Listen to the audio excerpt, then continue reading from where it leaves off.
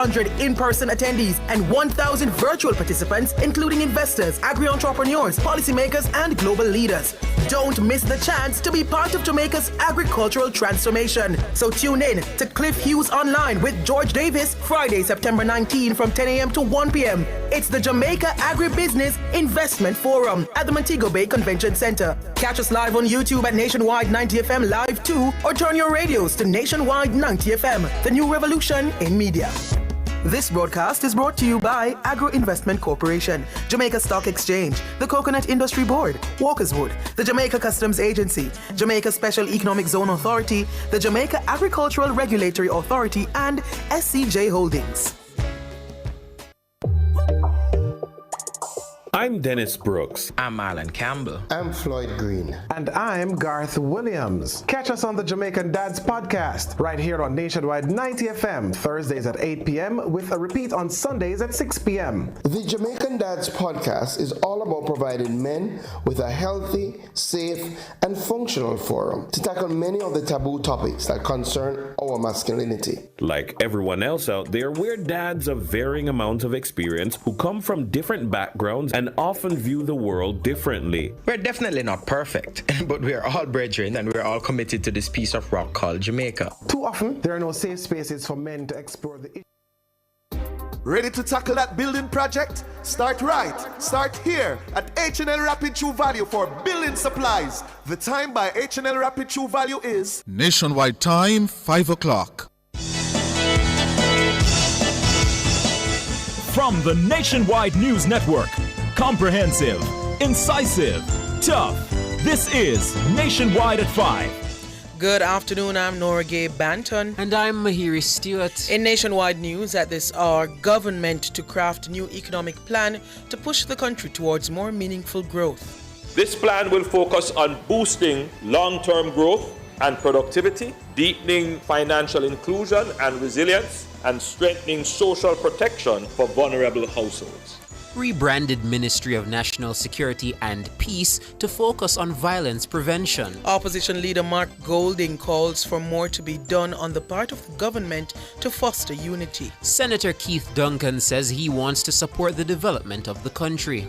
I've worked across administrations, Jamaica's best interest. I've taken on tasks for both administrations, and I'm here to make my contribution to this effort to move Jamaica forward. Juliet Holness and KC Tom Tavares Finson reappointed speakers of the lower and upper houses of Parliament. In news from the rest of the world, police in Haiti shot and killed former rebel leader.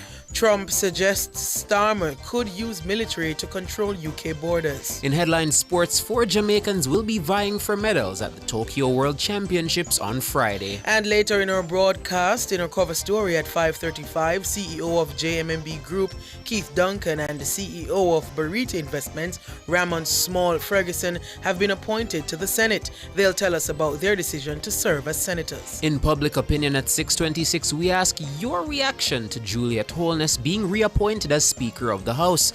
Give us your comments by logging on to our Facebook page Nationwide News Network and by tweeting us at Nationwide Radio and message us on WhatsApp at 876-285-5693. You can also leave your comments on Instagram at Nationwide 90 FM. In the nation's business at 6:40, Dr. Andrew Wheatley is back in the cabinet. He is the newly appointed Minister of Science, Technology and Special Projects. Dr. Wheatley will join us. And at 8, it's Jamaican Dads with Dennis Brooks, Garth Williams, Marlon Campbell, and Floyd Green. All these and more as we take you home on air, on your mobile, Nationwide 90 FM, RevoNews.ai, and on the Revo News app, available on the Google Play and Apple App Store this Thursday afternoon, Thursday, September 18, 2025.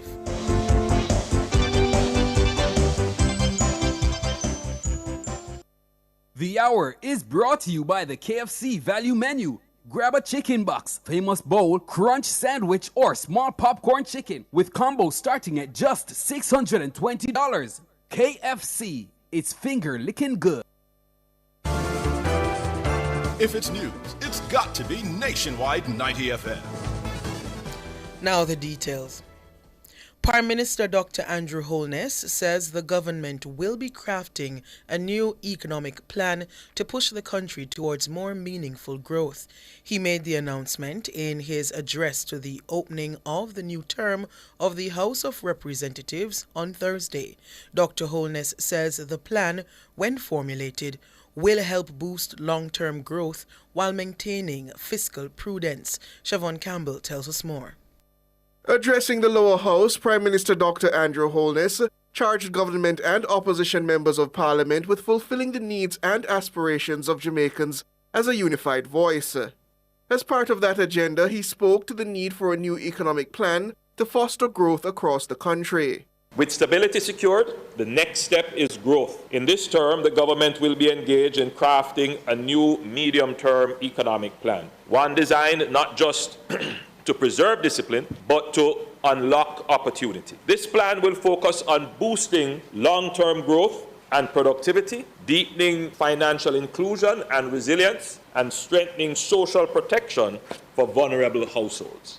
It will seek the right balance, fiscal responsibility, alongside catalytic investments in infrastructure, human capital, and innovation.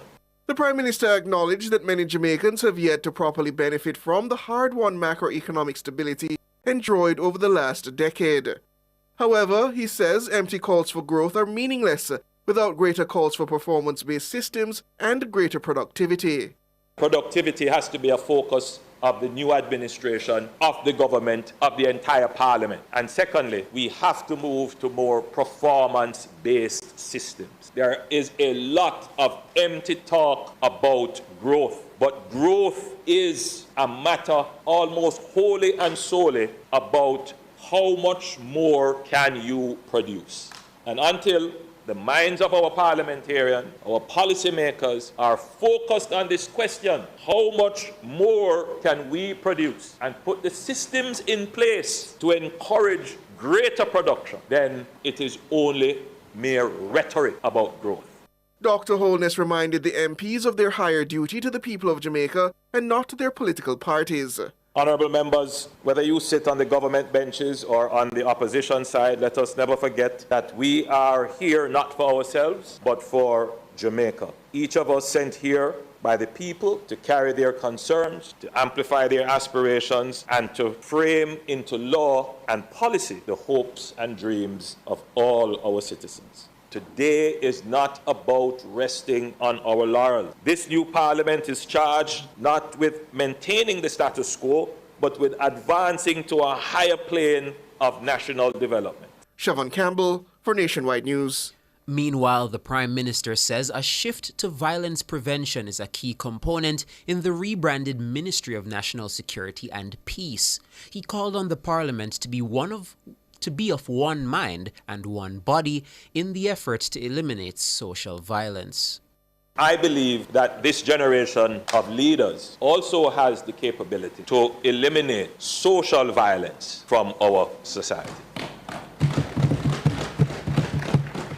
So while homicides have fallen to levels not seen in decades, we must address the underlying conditions that cause and sustain violence. And the new Ministry of National Security and Peace will be focused jointly with other ministries on ensuring that once and for all, we tackle this issue of social violence.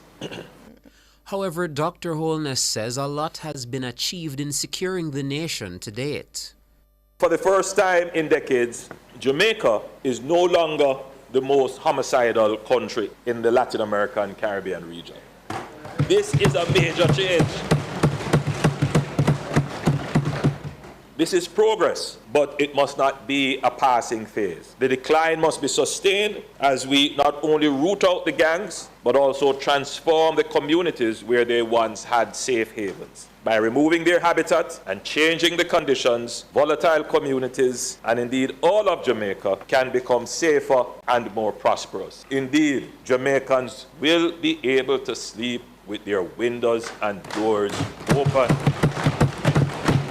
Prime Minister Dr. Andrew Holness. In the meantime, opposition leader Mark Golding is calling for more to be done on the part of the government to foster unity. Mr. Golding made the call in his address at the swearing-in ceremony for senators and members of parliament at Gordon House on Thursday. The Prime Minister, in his inaugural address at King's House, emphasized the importance of the country coming together, of unity, and so on. And I think nobody in Jamaica would express a contrary view. Unity is strength, and we must all strive for it. However, it cannot be achieved by platitudes or just empty words. One hand can't clap. And it is important, if we want to build consensus around important topics, that there be some action, some actual tangible effort to achieve consensus. And the events that have taken place here today, I don't think augur well in that regard. Mr. Golding also urged the Prime Minister to reinstate opposition leadership of parliamentary committees. The system of chairmanship of the House committees, which was established in 2007 and continued through 3 successive governments, including the first of his terms in the current 3-term cycle, but was discontinued in 2020. I think that it is necessary for there to be more accountability for what the executive is or isn't doing, and the committee system of the Parliament is a vital element in ensuring that continuity. And having the government appoint the chairman of the committees to set the agenda and the dates of meetings and so on is not, in our view, consistent with the aspiration of accountability which we hear being stated on both sides. Mark Golding, opposition leader. And Mr. Golding has reiterated the opposition's stance in challenging what it says are irregularities in the electoral system. It is a good thing that we have managed to have general elections in this country with minimal violence, especially one as hard fought and as closely run as this one.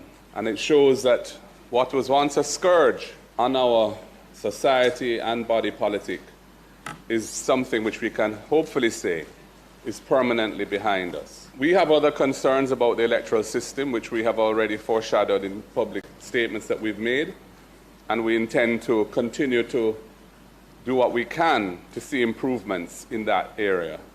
And you will be hearing from us further on that at future times. Mark Golding, opposition leader. And news just in, the Governor-General, Sir Patrick Allen, is set to swear in several state ministers on Friday. The ceremony is to begin at 1 p.m. at King's House. It is unclear at this time who will be included among the cohort. Newly minted Government Senator Keith Duncan is expressing gratitude for being offered the opportunity to serve his nation in the upper house. Speaking with Nationwide News outside Gordon House shortly after his swearing in, Mr. Duncan says, as always, his intention is to support the development of the country. We work in Jamaica's best interest. I've always worked in Jamaica's best interest. I've worked across administrations in Jamaica's best interest. I worked with EPOC. I worked with Dr. Peter Phillips in the divestment of Cayman and SPAC. I've taken on tasks for both administrations. Jamaica is at a point now where we're almost hitting 60% debt to GDP ratio. The dividends from all the sacrifice and the efforts we have made around fiscal consolidation, we now need to invest in our human capital, invest in infrastructure development, roads and water for our people, our schools, and we need to make sure that we build a more productive society with people at the core, and I believe this is what this administration is standing for, and I am here to make my contribution to this effort to move Jamaica forward. Duncan's appointment to the Senate by Prime Minister Dr. Andrew Holness came as a shock to some in some quarters of the country. This is because he's the son of PNP stalwart Dr. D.K. Duncan. However, the former chairman of the Economic Program Oversight Committee says his character as a non-partisan independent voice has not been changed. Mr. Duncan currently serves as the chairman of the Fiscal Advisory Committee, which oversees the work of the Independent Fiscal Commission. He notes that in order to serve in the Senate, one must be appointed by either the Prime Minister or the opposition leader. I believe I am working along with an administration that is fiscally responsible, right, and that have the right policy intent. And at this stage of my life, I believe I can make a more active and higher level of service by working directly in this area in the Senate. Then can we expect you to be an independent voice in the Senate, rather than to say a government senator? I'm always an independent thinker. There's no such thing as an independent senator because there's no such thing under the Constitution. So therefore you have to be appointed by either the government or the opposition, right? And therefore where I am right now is I am an independent thinker, always standing for the best interests of Jamaica, and that's why I'm here today. Keith Duncan, Government Senator. Juliet Holness has been reappointed Speaker of the House of Representatives. She was sworn in this afternoon despite strong objection from the opposition PNP. I, Juliet Anne-Marie Holness, do swear that I will faithful and bear true allegiance to Jamaica, that I will uphold and defend the Constitution and laws of Jamaica, and that I will conscientiously and impartially discharge my responsibilities to the people of Jamaica. So help me God. Juliet Holness, Speaker of the House of Representatives. Heroy Clark was also reappointed as Deputy Speaker. Meanwhile, Floyd Green has been appointed Leader of Government Business in the House. The full slate of MPs, government and opposition senators were also sworn in. In the upper house, Senator Tom Tavares Finson has been re-elected president. The more than 3-hour proceedings were marshaled by Clark to the Houses of Parliament, Colleen Lowe. The occasion marks the official start of the 2025 parliamentary term. You're listening to Nationwide News at 5. More after these.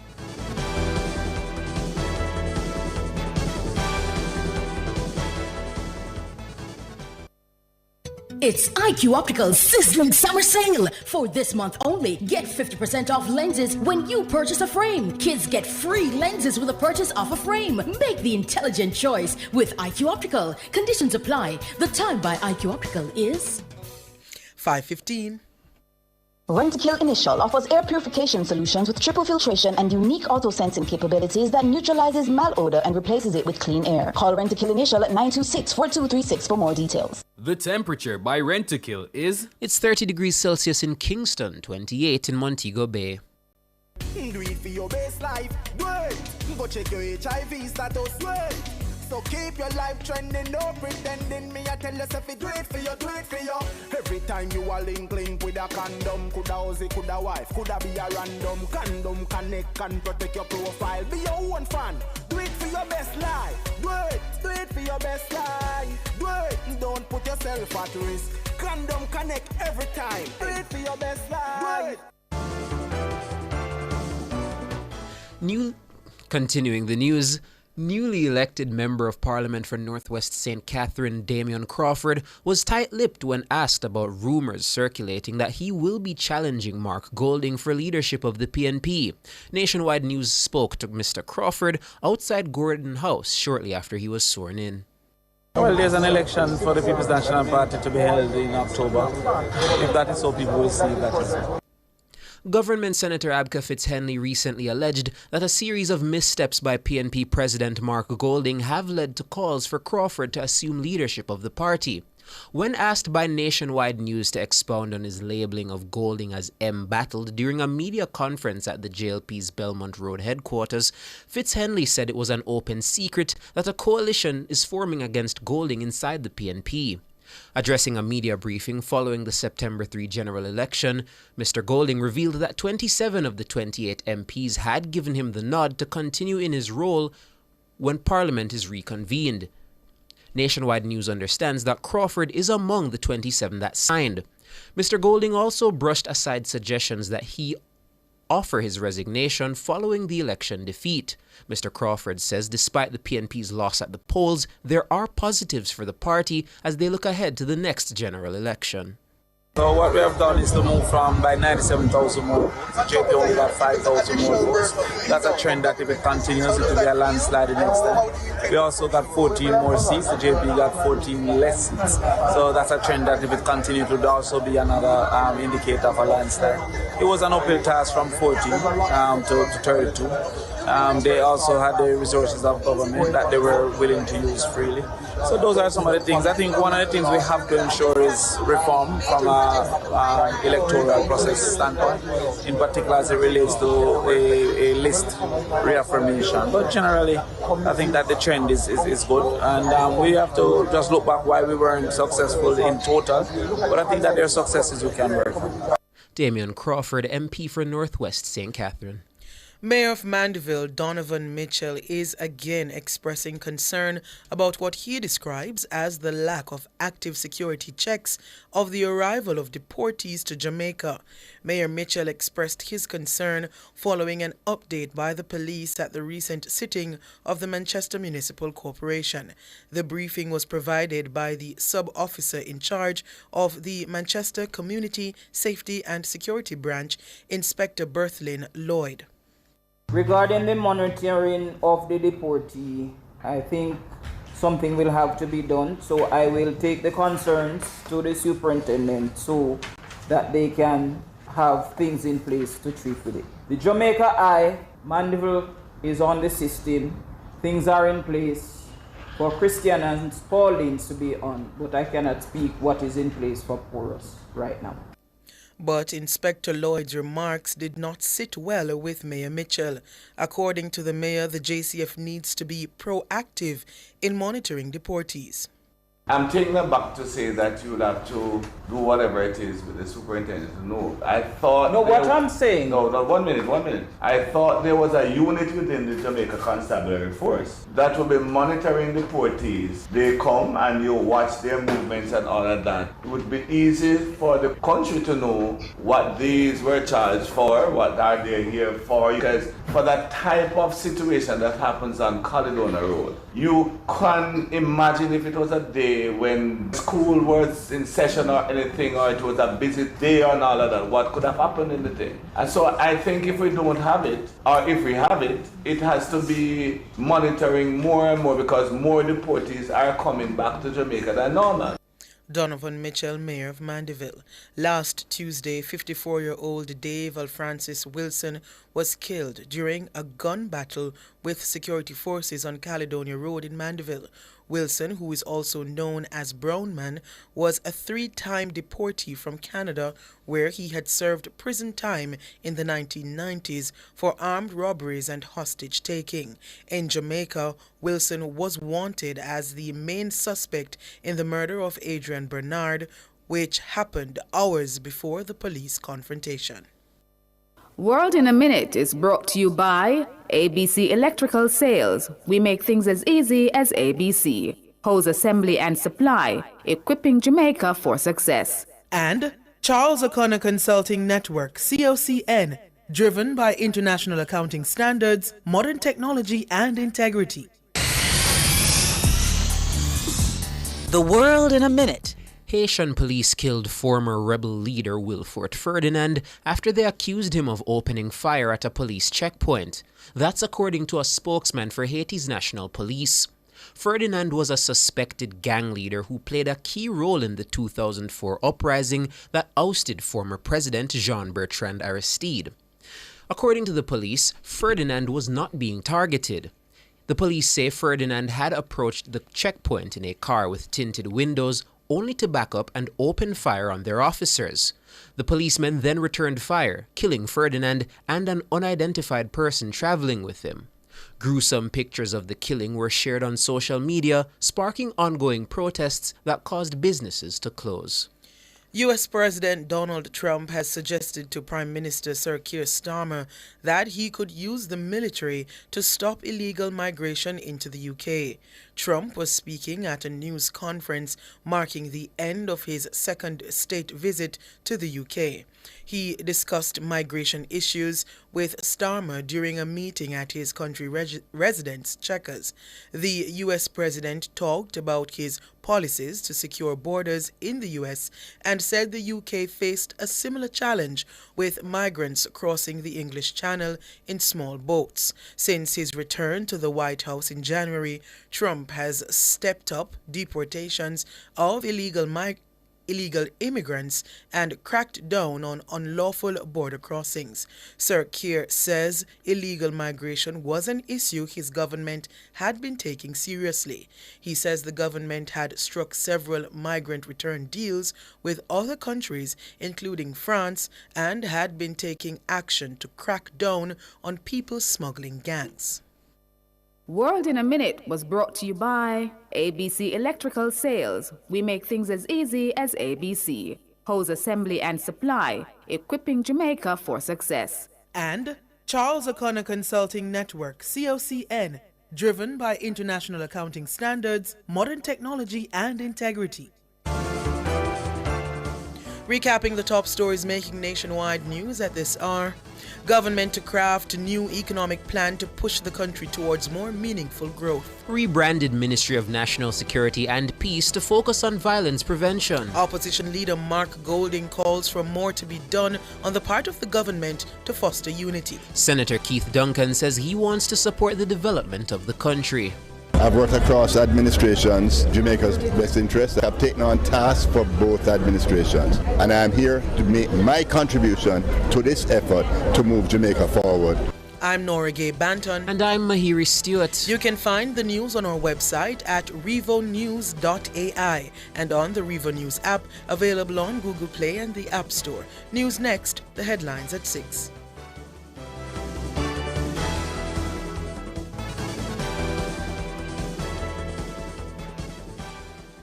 Freedom, speed, agility, intelligence, friendship. These are the hallmarks that define the dolphin, the master of the seas, and are the hallmarks that inspire Sterling Asset Management. For over 20 years, we have provided investment products that give our clients financial freedom, and our service is fast, insightful, warm, and genuine. Sterling Asset Management, intelligent investing for the intelligent investor. Do it for your best life, do it. Go check your HIV status, do it. So keep your life trending, no pretending. Me I tell yourself it, do it for you, do it for you. Every time you are link with a condom, coulda Ozzy, coulda wife, coulda be a random. Condom connect and protect your profile. Be your own fan, do it for your best life. Do it for your best life. Do it, don't put yourself at risk. Condom connect every time. Do it for your best life. Sports at 5 is brought to you by Total Tools. Total Tools, every tool, every trade. Good afternoon with your sports report. I'm Alex Raby. And I'm Oreen Buchanan. This is Nationwide's World Championships Roundup.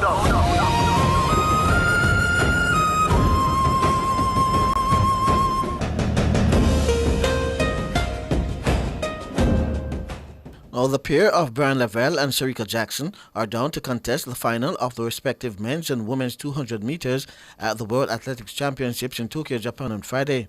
The men's final is set for 8:06 a.m. Jamaica time, while the women's will bring the curtains down at 8:22 a.m. Cheyenne Salmon will be the country's lone representative in the final of the women's 400 meters hurdles set for 7:27 a.m. Jordan Scott will contest the final of the men's triple jump set for 6:50 a.m. Natoya Gould-Toppin will run in the semifinal of the women's 800 meters scheduled for 6:45 a.m. Jamaica ended Thursday's day 6 of the World Athletics Championships without adding to their medal tally of 6 in Tokyo, Japan. Rasheed McDonald finished 4th in the men's 400 meters after clocking 44.28 seconds. McDonald, in his post-race interview with Nationwide's Wayne Walker, stated that the rain slightly affected his performance. Because the rainfall, so everything kind of changed, the climate kind of changed, so that's what happened. So everything happened for a reason. So I just come back to the 4x4 and do my best. Yeah, I'm not a part of life sport. If people win, people lose, you get me? So I'm happy I come out here and run my best. But I never get a PB, thank God I finish the race. In the women's equivalent, Nikisha Price finished 8th in a race that saw all participants dipping under the 50-second barrier, with America's Sydney McLaughlin-Larone taking the gold. Also narrowly missing out on a medal was Shanika Ricketts, who finished 5th in the final of the women's triple jump, and teammate Akila Smith, who finished 8th at the World Athletics Championships. Ricketts produced a championship best effort of 14.56 meters, while Smith's best mark was 14.37 meters, in an event which was won by Leanis Hernandez in a world-leading 14.94 meters. Ricketts, in reflecting on the championships, explained that she left everything on the track. So naturally, when you're off the podium, it's disappointing, and I felt like I left everything on the field today, and so I'm disappointed with the results. But I felt like I gave everything that I had on the day, and that's all I could have done. For Smith, she hopes to learn from this experience to perform better at future championships. Blessed that I made it to the final, and getting into the final, I made it to the top 8. So I'm super happy. I'm excited. I'm blessed to just have been there and competed. Nonetheless, I still wanted a medal. Yes. So I do feel better, but I know next time I'm going for a medal, and I don't care who's in the way. Yes. I'm coming for a medal. Akila Smith. West Indies head coach Darren Sammy has acknowledged that the upcoming 2-test tour of India will be a huge challenge for his side as they prepare to face one of the strongest teams in the world on their home turf. The tour, which runs from October 2 to October 14th, will see matches being played in Ahmedabad and Delhi and form part of the ongoing ICC World Test Championship cycle. Sammy admitted that touring India is never easy, especially in the longer format, but remained optimistic about his team's ability to compete. India, we all know, is going to be a challenge. It's a place that I think since 1983, we've not won a series there. I think that in itself speaks volumes. What we're trying to achieve when we go down to India. The West Indies recently announced their 15-man squad for the tour, sparking debate among fans and pundits alike over some of the selections. However, Sam was quick to defend the choices, emphasizing the thought and planning that went into the process. The way we go about selecting squads, and something I've spoken about often, is identifying the roles that we feel that could be executed first, that will allow us to be successful, and then we put the personnel and the skill set to match the role that is required. That's how we came about the squad for India, and I'm really looking forward. They got some guys returning based on the skill sets. They got some guys who have missed out, but all in all, I think we've put in a really good squad based on the roles and skill set that will be required for India. West Indies head coach Darren Sammy. I'm Alric Swiby. I'm Maureen Buchanan. That's your sports.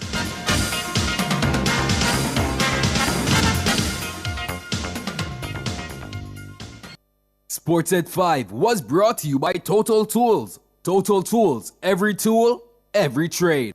Cubby's Baby Wipes is ideal for your baby's delicate skin, infused with vitamin E and aloe vera, and available for home or on the go. The time by Cubby's Baby Wipes is 5:31.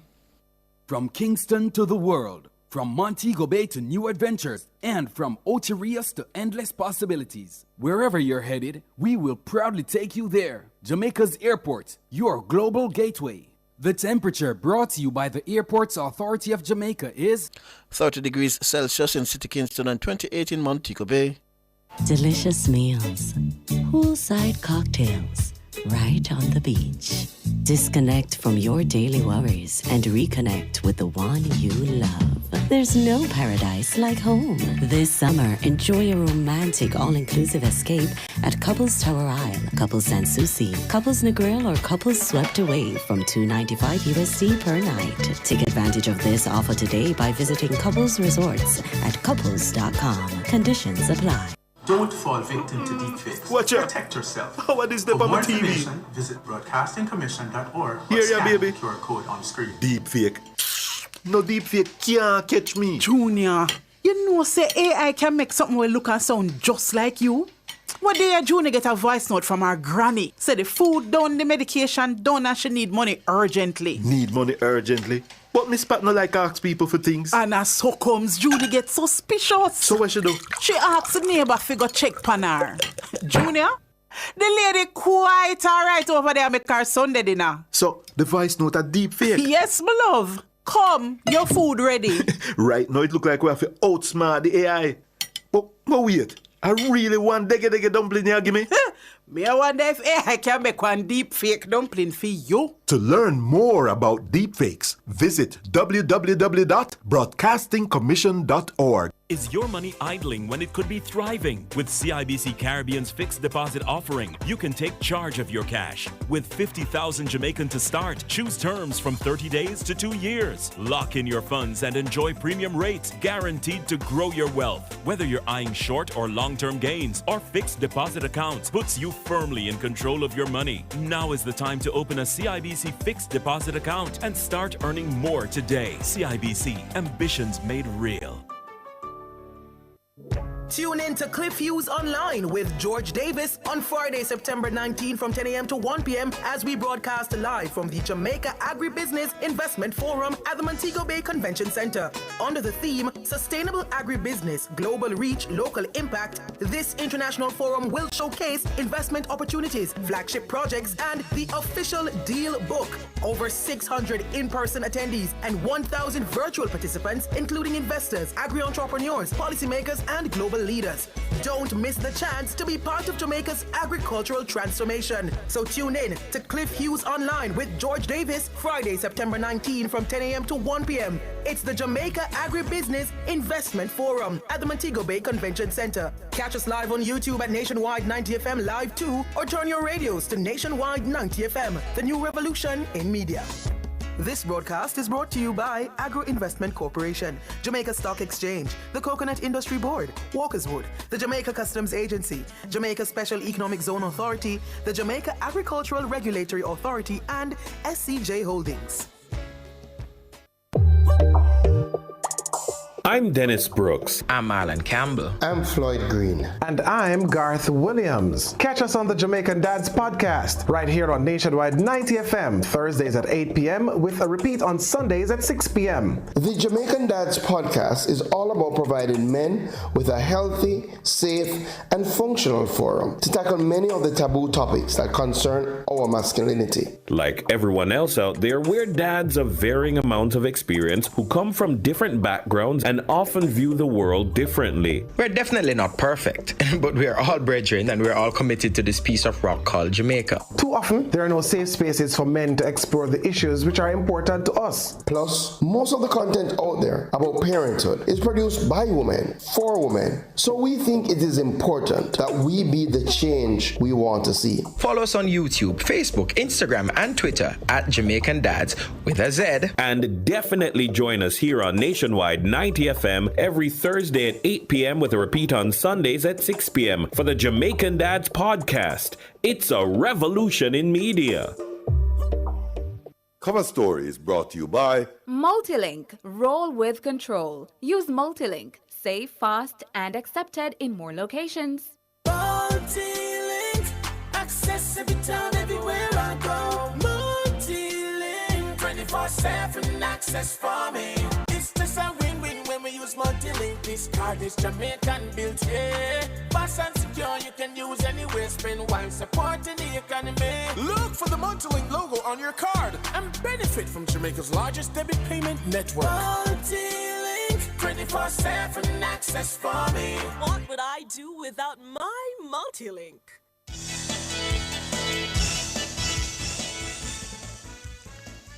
Good afternoon, listeners and viewers. It is 5:36. Welcome to the Cover Story. I'm Siobhan Campbell.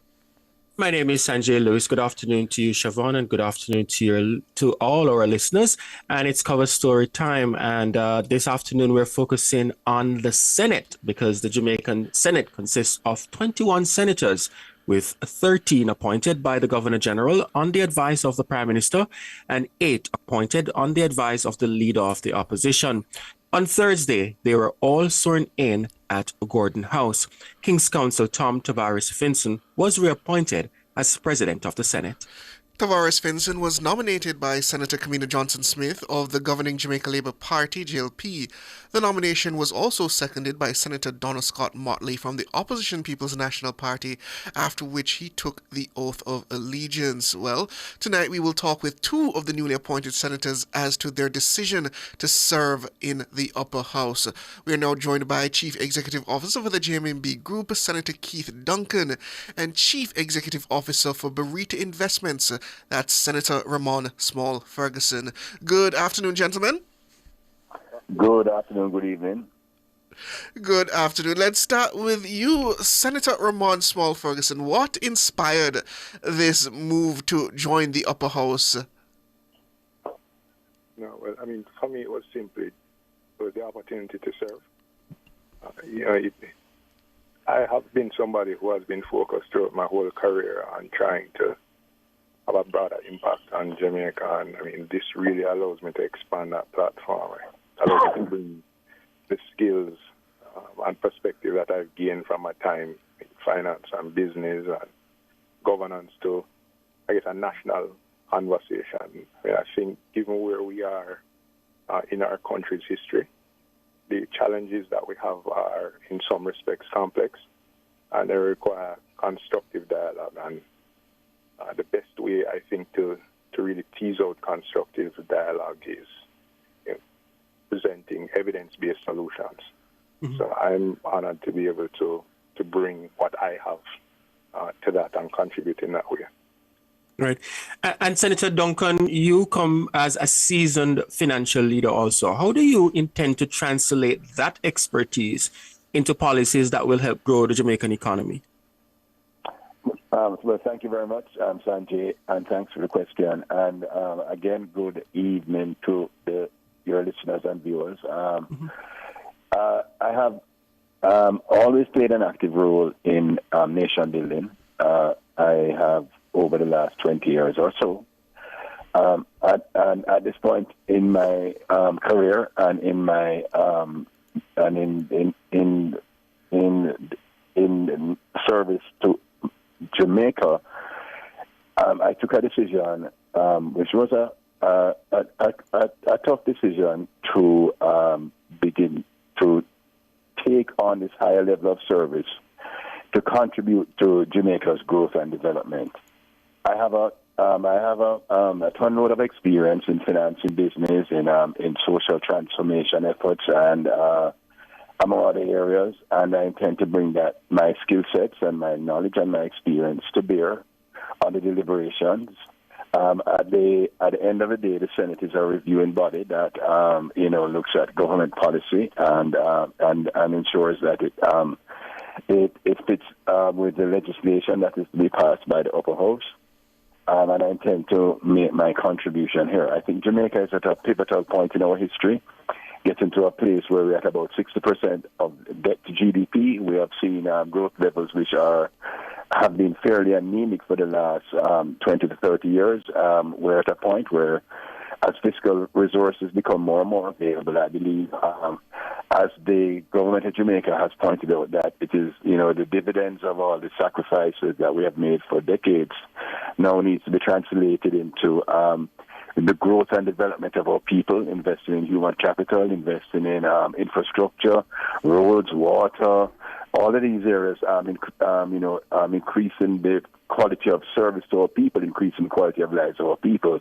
I think that is where we are at this point in time in our history, and I believe I can bring my own perspectives to this and to contribute in the best way I can in supporting the government, as I have with all administrations in my past history in moving Jamaica forward.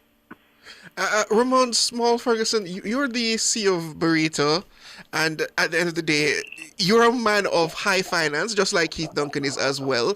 Did you see yourself making this transition to the political arena, so to speak, or do you see it in another way? So let me answer the question in two ways. So I definitely didn't see myself making a transition into the political arena, and therefore, to make the decision, as Keith said, for me it was a difficult one too. I definitely had to look at it in another way. I mean, for me, it's frankly not about politics. It's as I said, about service. As Keith said, the Senate has a very significant role. It is the review body of the legislature, and therefore, it really it requires a great degree of focus. And I think that, having had the opportunity or been presented with the opportunity to serve, I thought through what I could bring to the table, and that was really what drove my decision to move in that direction. It really was not a thirst for anything political, but rather a thirst for a different kind of service beyond what I've been doing in the private sector for over a decade. So that's really how I looked at it. It was beyond politics and very much along the lines of service. Mm-hmm. And Keith Duncan, beyond the technical side of things, this is a very public role. How has your family reacted to your appointment? In the main, I think supportive. They support my decision. Of course, it would be, a tough pill to swallow for members of my family because, we grew up in a PNP household. Yes. Right?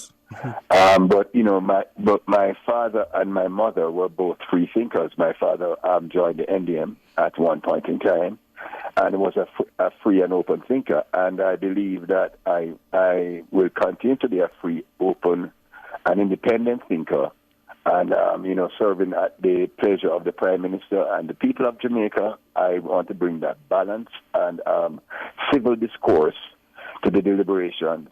To set an example for our people to know, just so that we can work constructively, as Ramon said earlier, and as that was a tone today, as expressed by the leader of the Senate on the government side and the leader of the Senate on the opposition side, working constructively and with a civil, in a very civil way, in the best interest of the Jamaican people. And that is how I see myself. I wasn't born with political affiliation. I am a Jamaican, and I am working in the best interest of Jamaica. And it's always been Jamaica first for me. We're up on a break, gentlemen. When we come back, I would love to discuss how you see that role in terms of the Senate going forward.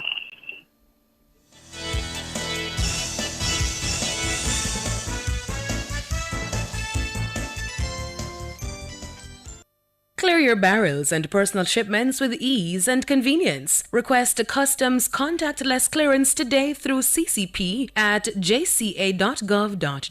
The time by the Jamaica Customs Agency is... It's 5:45. Burn Shack fried chicken always ready. Burn Shack, original crispy. Burn Shack, Cajun spicy. Burn Shack, a barbecue. Burn Shack, we are go Burn Shack. The temperature brought to you by Bird Shack Fried Chicken in Montego Bay and Ochivios is... It's 30 degrees Celsius here in the capital city, Kingston, and it's 29 out west in Montego Bay. Multi-link, access every time, everywhere I go. Multi-link, 24/7 access for me. It's just a win-win when we use multi-link. This card is Jamaican built, yeah. Fast and secure, you can use anywhere. Spend while supporting the economy. Look for the Multilink logo on your card and benefit from Jamaica's largest debit payment network. Multi-link, 24/7 access for me. What would I do without my Multilink?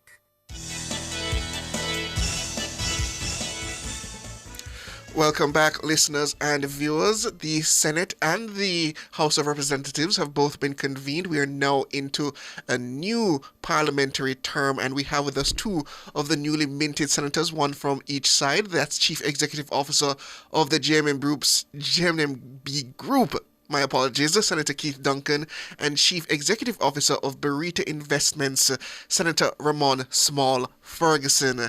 So, Keith Duncan, the Senate over the last few terms, I can't exactly say it's lived up to that nation of being the review body of the bipartisan expectations to rise above the political fracas, so to speak, as one would expect from the Senate.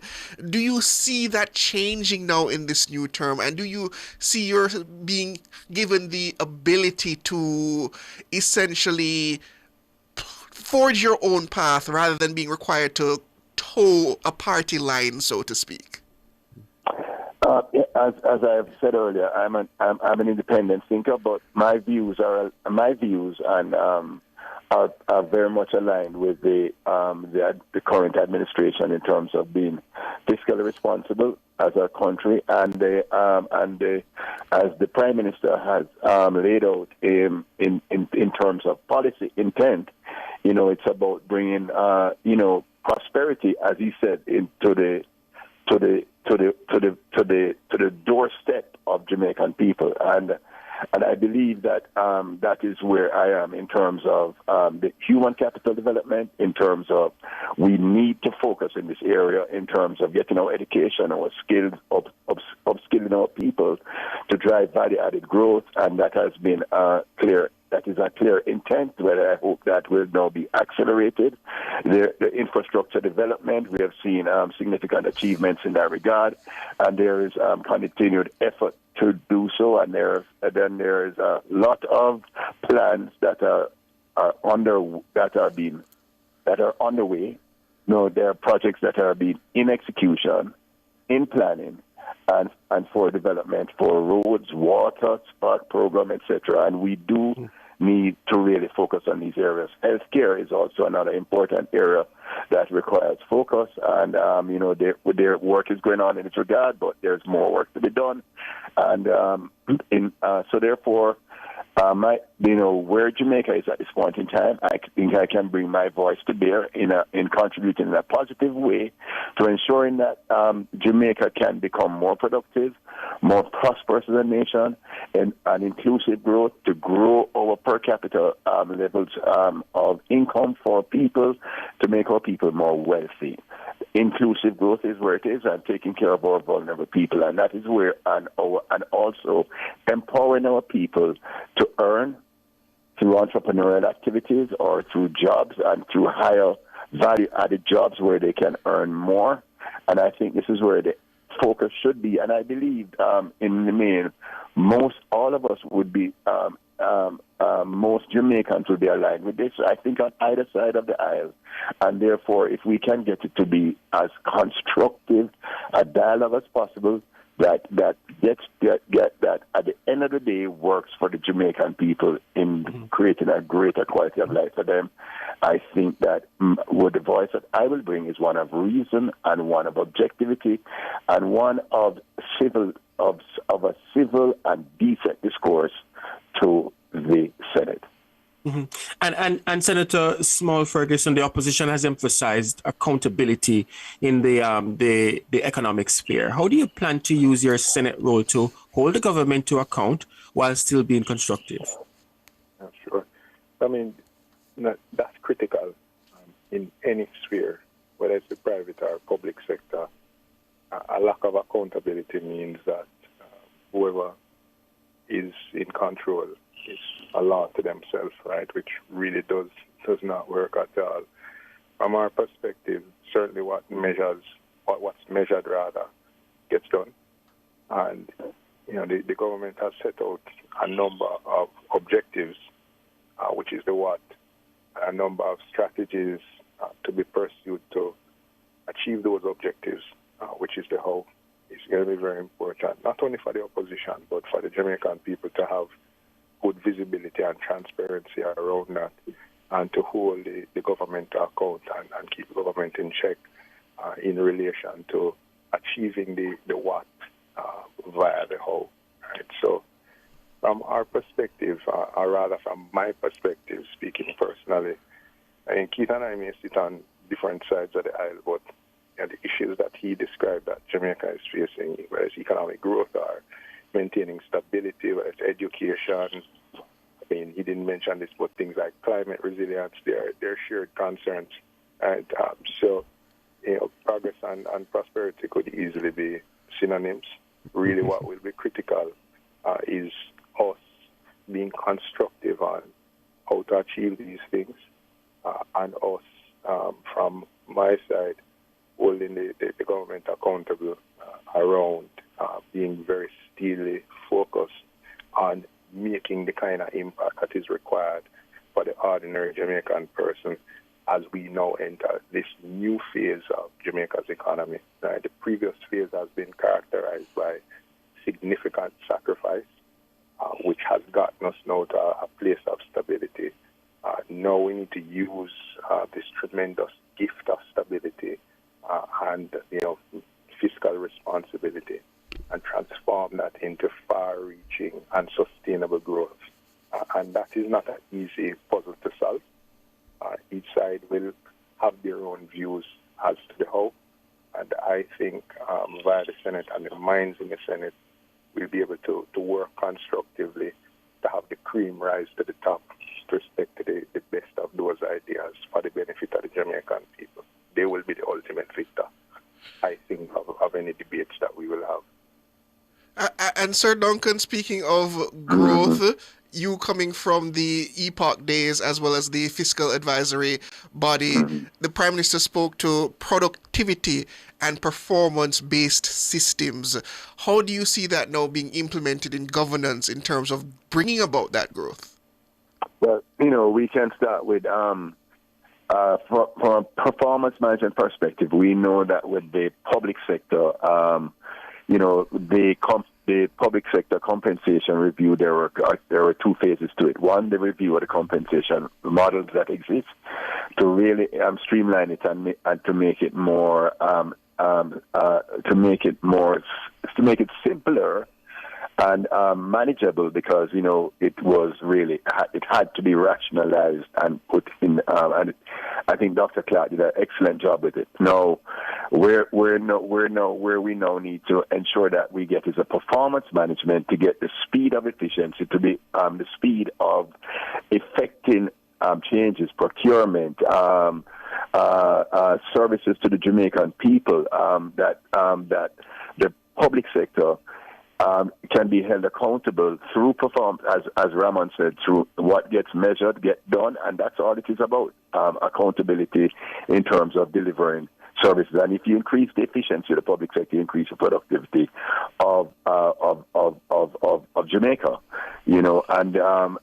and productivity also goes to increasing the skill sets of our people, so that they can produce more with the same inputs, and with business or individuals, and that is where we also need to focus as a country, and through energy, bringing down the cost of energy, through investing in more in renewables, as I said, investing in education and skills development, investing in infrastructure, for investing in public transportation so that people can get to work faster, more efficiently, and that will increase productivity. And so we need to hold the government of Jamaica and public service and all of us as citizens accountable for increasing productivity, because productivity has been, I would say, on the decline, and we really need to reverse that trend.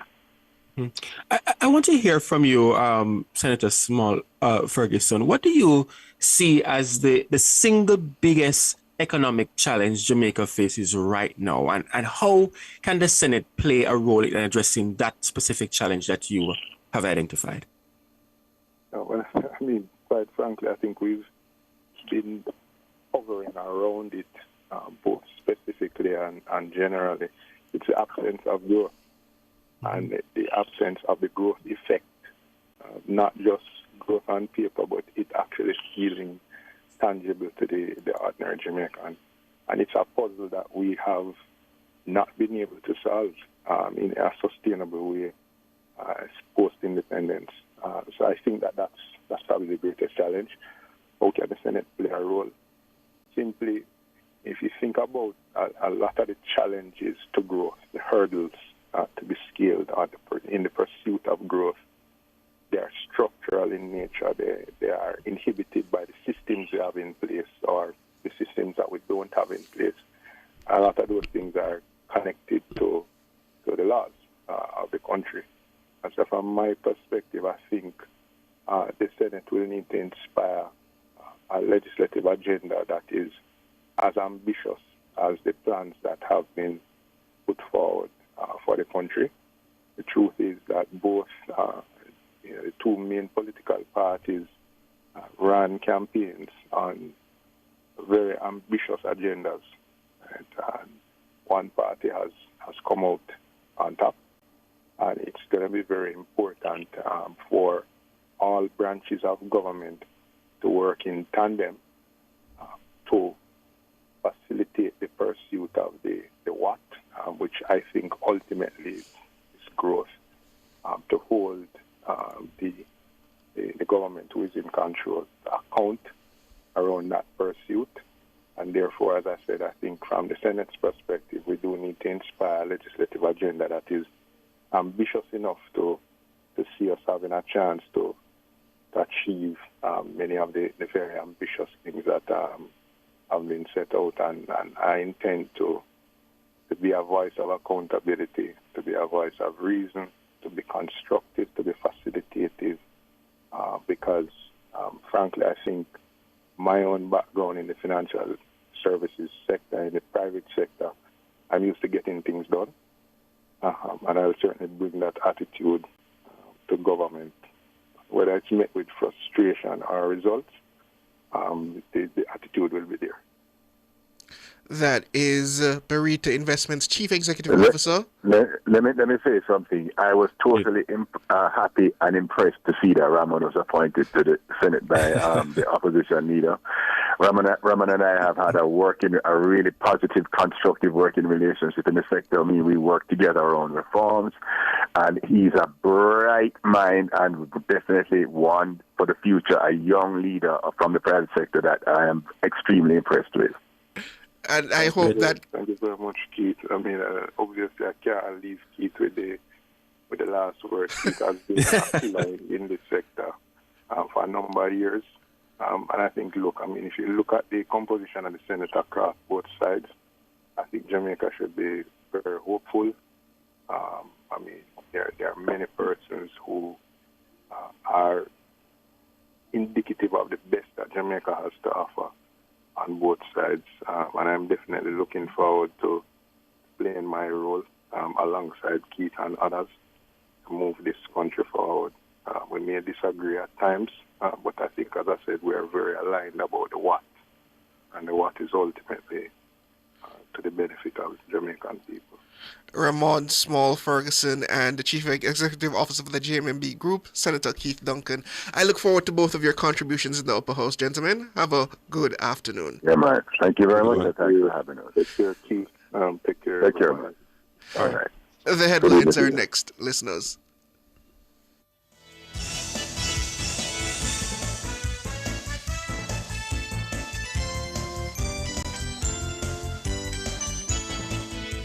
Cover Story was brought to you by Multilink. Roll with control. Use Multilink. Safe, fast, and accepted in more locations.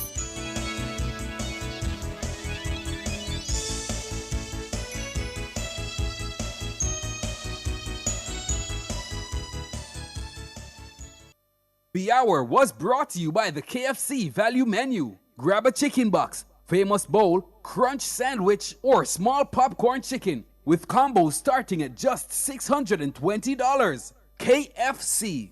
It's finger-licking good. The time brought to you by Guardian Life. Live secure, live easy is... 6:01.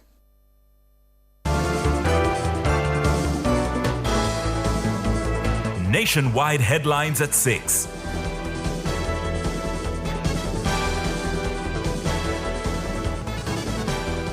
Good evening with the headlines at 6. I'm Shalois Michael. Prime Minister Dr. Andrew Holness says the government will be crafting a new economic plan to push the country towards more meaningful growth. He made the announcement in his address to the opening of the new term of the House of Representatives on Thursday.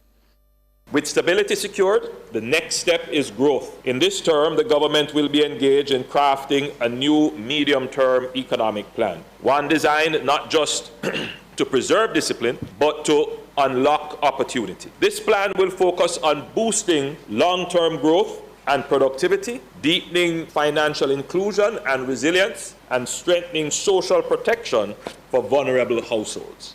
It will seek the right balance, fiscal responsibility, alongside catalytic investments in infrastructure, human capital, and innovation. The Prime Minister acknowledged that many Jamaicans have yet to properly benefit from the hard-won macroeconomic stability enjoyed over the last decade. However, he says empty calls for growth are meaningless without greater calls for performance-based systems and greater productivity. Productivity has to be a focus of the new administration, of the government, of the entire parliament. And secondly, we have to move to more performance-based systems. There is a lot of empty talk about growth, but growth is a matter almost wholly and solely about how much more can you produce.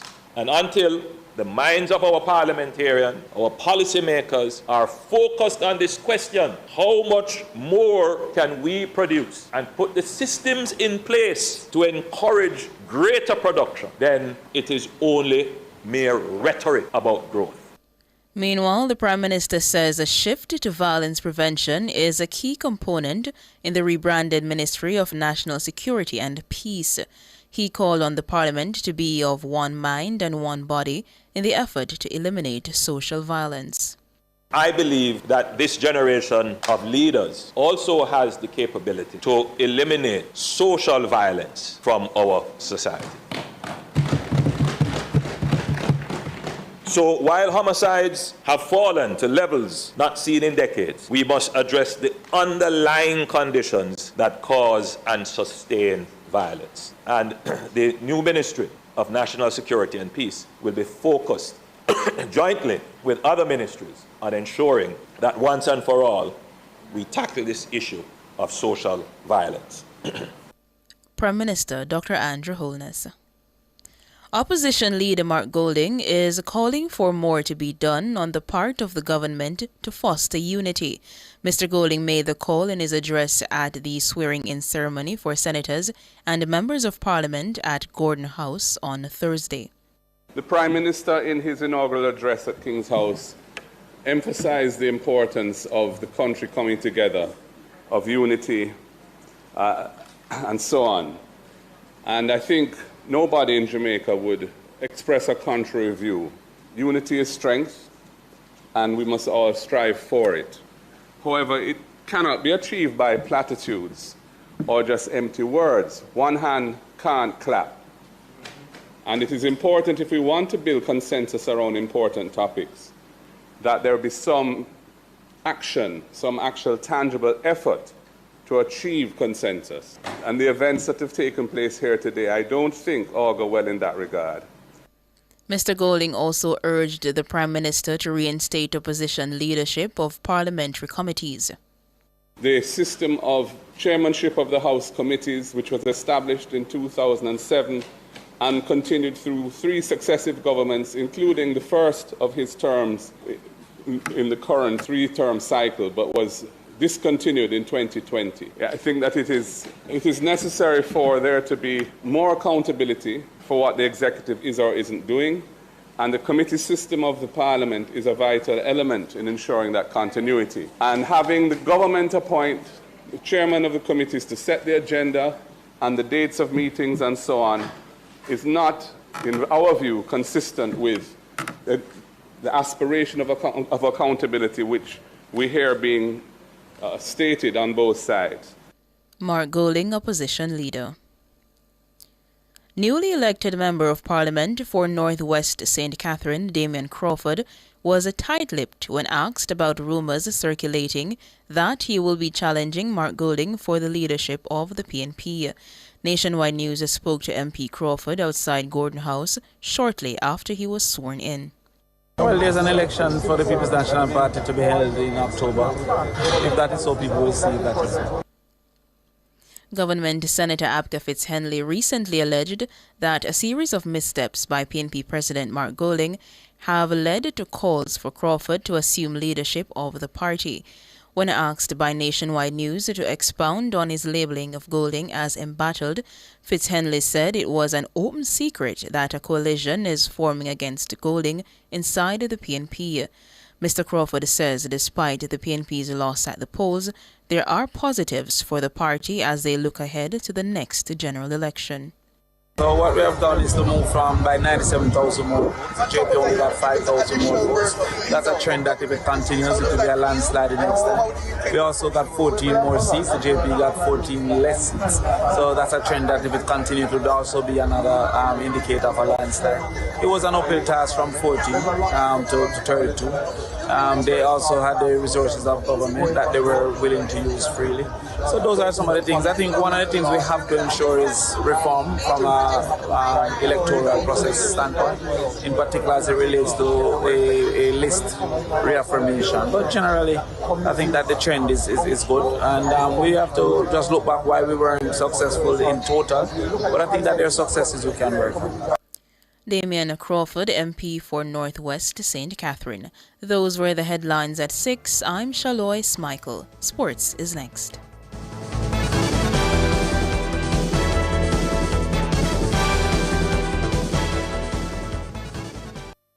Home is closer than you think when you save towards your dream home with the Homeowner Savings Plan, or HOSP, from CIBC Caribbean. With HOSP, you unlock preferential interest rates to earn more interest on your savings and pay less with a discounted mortgage rate. You can even borrow up to an additional US $5,000 or its equivalent to help you with your closing costs. Get home faster when you save the HOSP way with CIBC.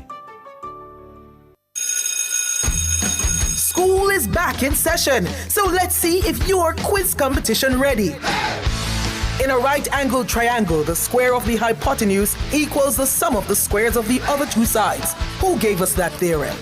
That's right, Pythagoras. Which city is home to the United Nations headquarters? That's New York City. And here's another one. Which country invented the Olympic Games over 2,700 years ago? If you said Greece, that's correct. The answer is Greece. If you got them right, you're sharp enough to follow the battle of the year. From September 22 to 26, Jamaica's best journalists face off in the nationwide quiz competition. Live from 10:30 a.m. to 11:30 a.m. on Nationwide 90 FM. 5 days, 5 rounds. One winner will be crowned Quiz Champion of the Year. The nationwide quiz competition. Knowledge has no borders and class is always in session.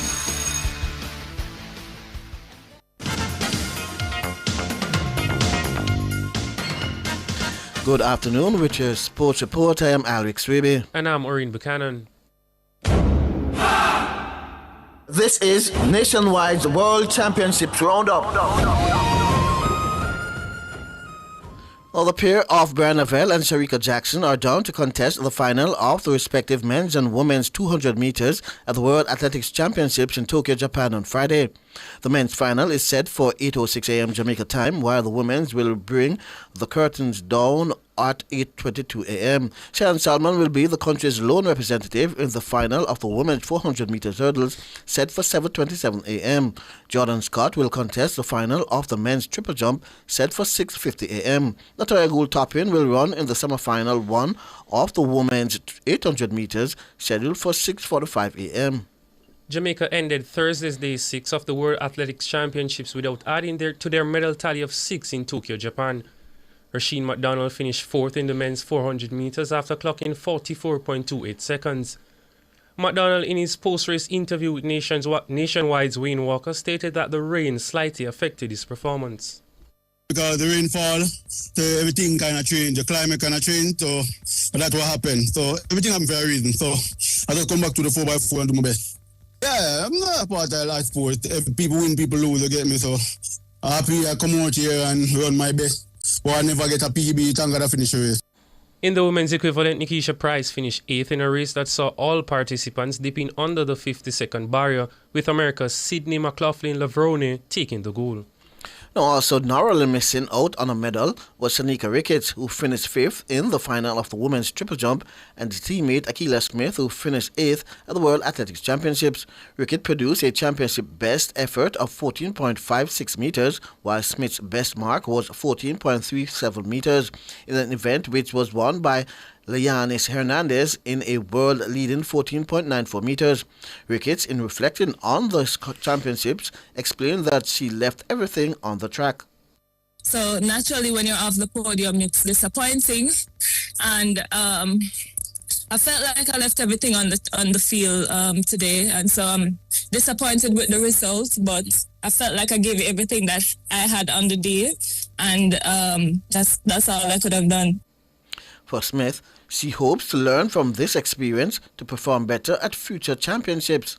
Blessed that I made it to the final, and getting into the final, I made it to the top 8. So I'm super happy, I'm excited, I'm blessed to just have been there and competed. Nonetheless, I still wanted a medal.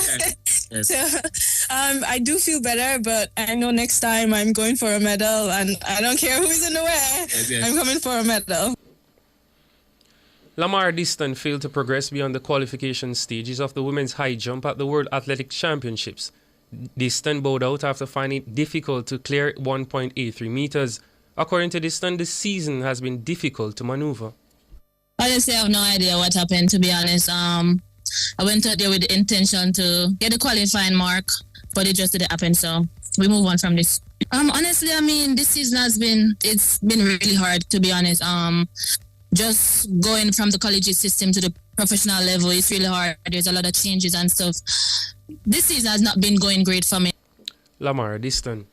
Now to cricketers, West Indies head coach Darren Sammy has acknowledged the upcoming 2-test tour of India will be a huge challenge for his side as they prepare to face one of the strongest teams in the world cricket on their home turf. The tour, which runs from October 2 to 14, will see matches played in Ahmedabad and Delhi and forms part of the ongoing ICC World Test Championship cycle. Sammy admitted that touring India is never easy, especially in the longer format, but remained optimistic about his team's ability to compete. India, we all know, is going to be a challenge. It's a place that I think since 1983, we've not won a series there. I think that in itself speaks volumes. What we trying to achieve when we go down to India.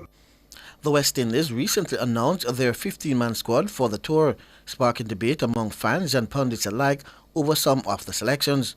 However, Samu was quick to defend the choices, emphasizing the thought and planning that went into the process. The way we go about selecting squads, and something I've spoken about often, is identifying the roles that we feel that could be executed first, that will allow us to be successful, and then we put the personnel and the skill set to match the role that is required. And that's how we came about the squad for India, and I'm really looking forward. They got some guys returning based on the skill sets. They got some guys who have missed out, but all in all, I think we've put in a really good squad based on the roles and skill set that will be required for India. Darren Sammy. Jonathan Burkhardt scored twice as Eintracht Frankfurt cruised to a dominant 5-1 victory over Turkish giant Galatasaray in their UEFA Champions League group stage opener at Deutsche Bank Park on Thursday. The German striker was in clinical form, finding the net in both halves as Frankfurt overwhelmed visitors with pace, precision and pressing from the first whistle.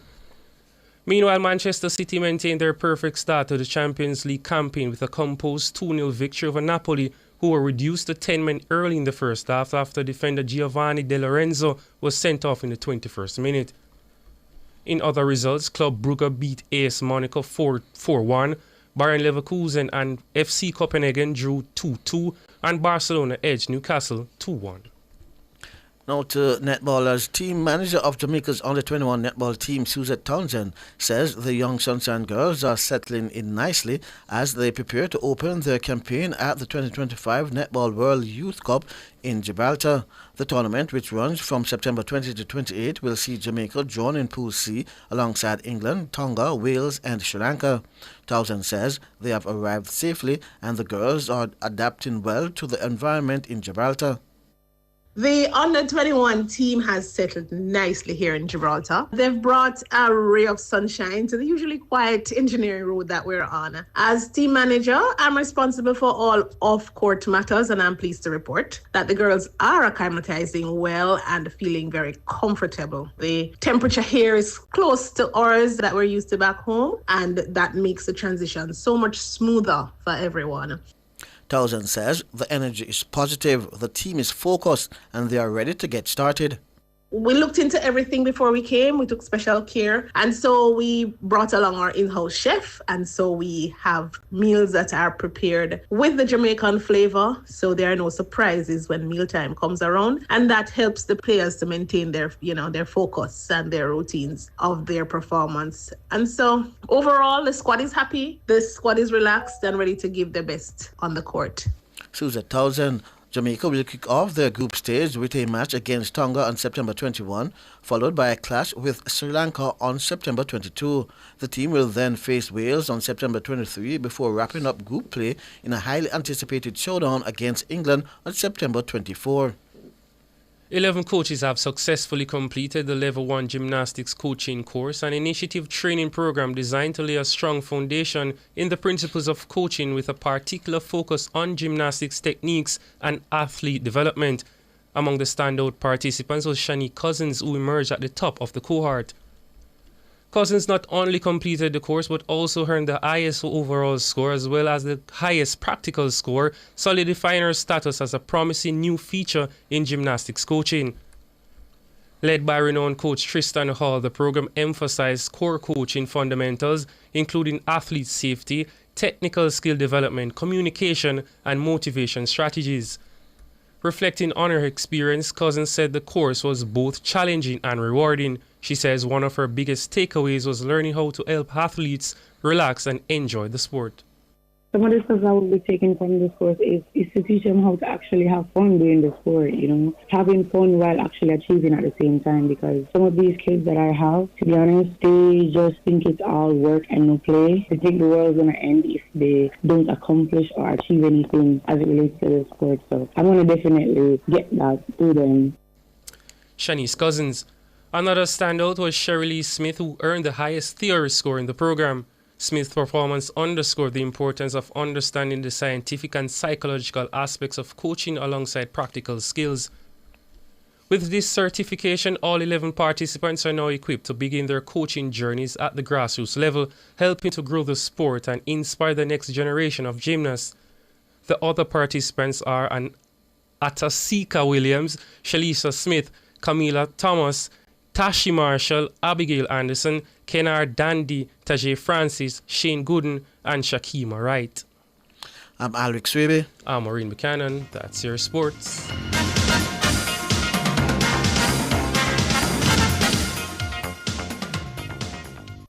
For all your scales and food processing equipment, call Advanced Scales and Equipment Limited at 876-968-9612-5. The time by Advanced Scales and Equipment Limited is 6:20.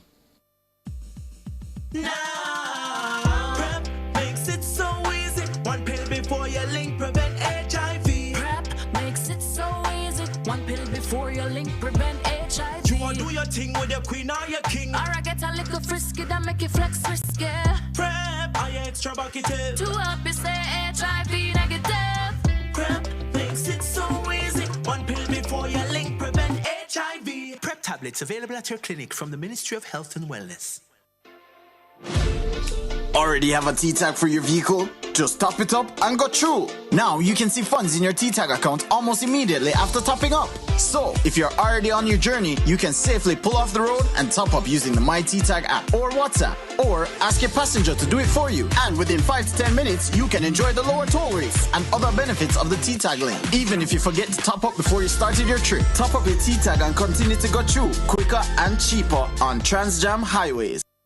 Tune in to Cliff Hughes Online with George Davis on Friday, September 19 from 10 a.m. to 1 p.m. as we broadcast live from the Jamaica Agribusiness Investment Forum at the Montego Bay Convention Center. Under the theme, Sustainable Agribusiness, Global Reach, Local Impact, this international forum will showcase investment opportunities, flagship projects, and the official deal book. Over 600 in-person attendees and 1,000 virtual participants, including investors, agri-entrepreneurs, policymakers, and global leaders. Don't miss the chance to be part of Jamaica's agricultural transformation. So tune in to Cliff Hughes Online with George Davis, Friday, September 19 from 10 a.m. to 1 p.m. It's the Jamaica Agribusiness Investment Forum at the Montego Bay Convention Center. Catch us live on YouTube at Nationwide 90 FM Live 2 or turn your radios to Nationwide 90 FM, the new revolution in media.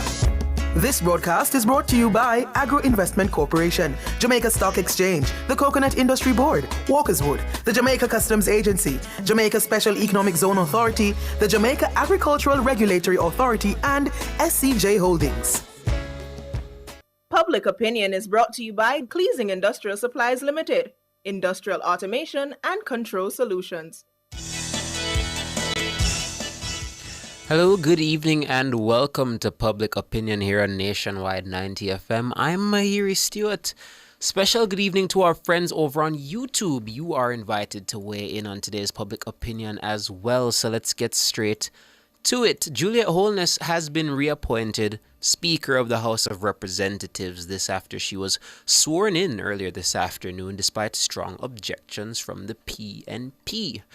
Walking down Duke Street this morning, Prime Minister Dr. Andrew Holness was flanked on the right by his wife, the MP for East Rural St. Andrew, Juliet Holness, and on the left by MP for South Trelawney, Marissa Dalrymple Philibert. They were joined by the JLP's other MPs and senators. Now, this is important because the opposition PNP said it would not support the reappointment of either Marissa Dalrymple Philibert or Juliet Holness to the position of House Speaker. Both of these women served in the office during the last administration.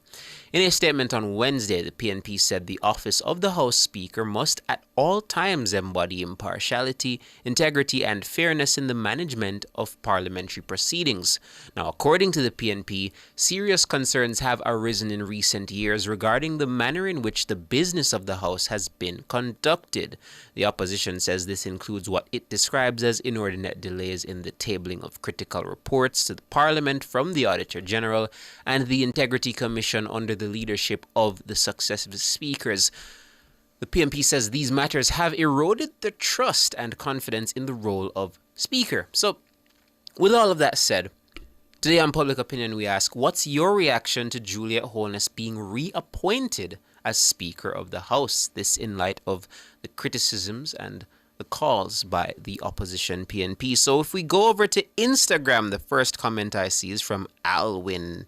Is this Alwyn Adair, I guess? Excellent move, he says. Or she, I'm not sure. Excellent move, they say. She performed exceptionally in her last tenure. As I'm at, okay, there we go. So Chris Duncan says, she did a great job being impartial in the last term, and I'm expecting her to do the same this term. One Empress 658 says, consistency is key. Blessed 876 says, excellent move. One First Lady, Mrs. Holness, keep up the good work. D.B. Bardley says, good move. Blue Rain Tress says, good move, the work continues. Devon 4951 says, good move. I am Scorpio Nov says, excellent move. Shane X2 says, she's an excellent speaker and there's no law against it. However, I can still see it as a breach of democratic norms. Malibu says, excellent choice. Tyrone Lewis says, excellent decision. Robert Gregory Lewars says, that's a good move. Also have here, Observer Objective says, she has the experience and performed very well as Speaker of the House before. Propaganda cannot change that, so I have no problem with Juliet Holness being reappointed as Speaker of the House. Shamar says, honestly, it was expected, so no surprises here. Hype and Alive says, corrupt. Lethal Man says, no surprises here. And what's this? Positive Ken says, may I be the first to say it's not a good move. So that's what we have over on Instagram. Let's take a look at X. see what folks are saying over there. So it seems to be a resounding yes in the comments I'm seeing. I did see a couple negative ones, though, if we're talking about the Instagram comments I just read. Now, Gonna Be Filthy Rich Now says she was Deputy House Speaker. She was Speaker in the last term. There is none more qualified. So that's what we have over on X. And if we go over to Facebook, we go Nationwide 90 FM on Facebook, what do we see? How many comments do we see? We got 48 comments on Facebook. Can't go through all of them, but let's see how many we can run through. Jermaine Donovan says she's an elected member of parliament. She's eligible to sit as House Speaker. Her being House Speaker does not disqualify Mr. Holness from being Prime Minister. There's no role in the parliament called husband and wife. The Constitution only recognizes members of parliament. What else do we have here? Chess move by the government, says Michelle Bernard. Honorable Juliet Holness returns as Speaker of the House. Any member of Parliament can be nominated, and she was nominated. The opposition was asked if they have any nominations. They did not nominate anyone. Therefore, the sole nominee was chosen. There we go. So that's what Michelle Bernard is saying. Philip Jackson says, well, she did a very good job as Speaker in the first place, which exposed her more understanding of the job. So I think in the second stint, she'll be marvelous. The work continues. All right. So Judith Thorpe says, what I think about the appointment is that the Prime Minister has a good opportunity to show that he changed and genuinely wanted to support the opposition. The opposition objected to her appointment for good reasons. The JLP could take it into consideration, but he does not care, so why should they? Shireen McCleary says she didn't appoint herself. It's a position that you have to be elected for by the members of Parliament. So once she was elected and willing to serve, why not? What else we have here? O'Neill Dennis says, good choice because she's a good leader. The PNP can't dictate to the elected government to tell them who to choose as House Speaker. When the Peart brothers were in Parliament, Michael was the House Speaker, Dean was a parliamentarian. The PNP never had an issue, so why shouldn't Juliet be House Speaker? Anthony Shakes says, it's very good to have her again, but I would prefer to see Everald Warmington, a man who I think would be able to manage this parliament, especially with some new members joining. Audley Nain says, I think she's an excellent choice. Neil Walters says, well, she's very much au fait with the rules and standing order of Parliament and has been doing a good job. She's also somebody that can't be bullied. Frasout says, she was elected by the people in Parliament, and it's the government's duty to elect who they want to be as House Speaker. Excellent choice, says George Elliott. She's no pushover. Conflict of interest? Nah, says Marshawn Young. All right, there we go. Good selection, says JJ Mack. There we go. So that's what we got so far. All right, Isaac Morrison says no problem. So that's what we have over on Facebook. A lot of comments on Facebook, but what say the YouTubers? I already see Derek Isaacs here in the YouTube chat saying that Juliet Holness is the best person for the job. All right, what else we have here? Why didn't the PNP tell the government who should be in cabinet, says Full Disclose. All right, what is this? Carlene Smith says, I am shocked she was given the speaker position and not a ministerial role. Okay.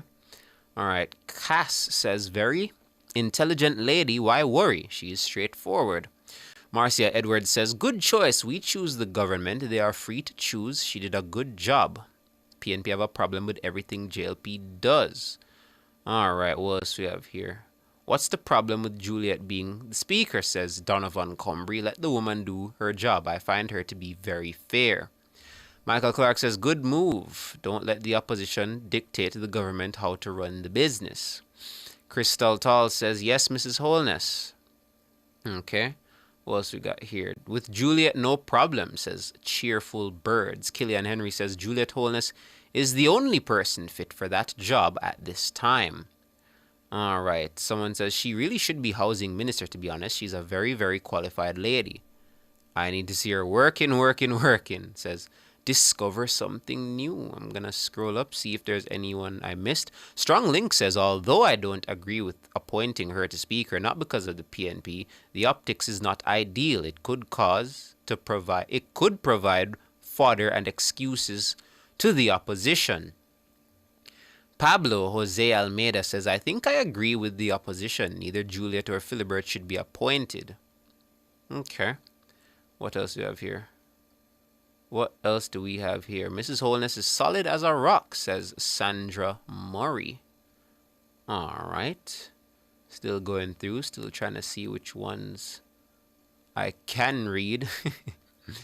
Still trying to see which ones I can read. But that's what we're talking about today. Juliet Holness, appointed Speaker of the House once more. She was Speaker in the last term after taking over after Marissa Dalrymple Philibert stepped down from the role. Leonard Seville says the MPs choose who they want to be the Speaker, and so she is now. So the argument done.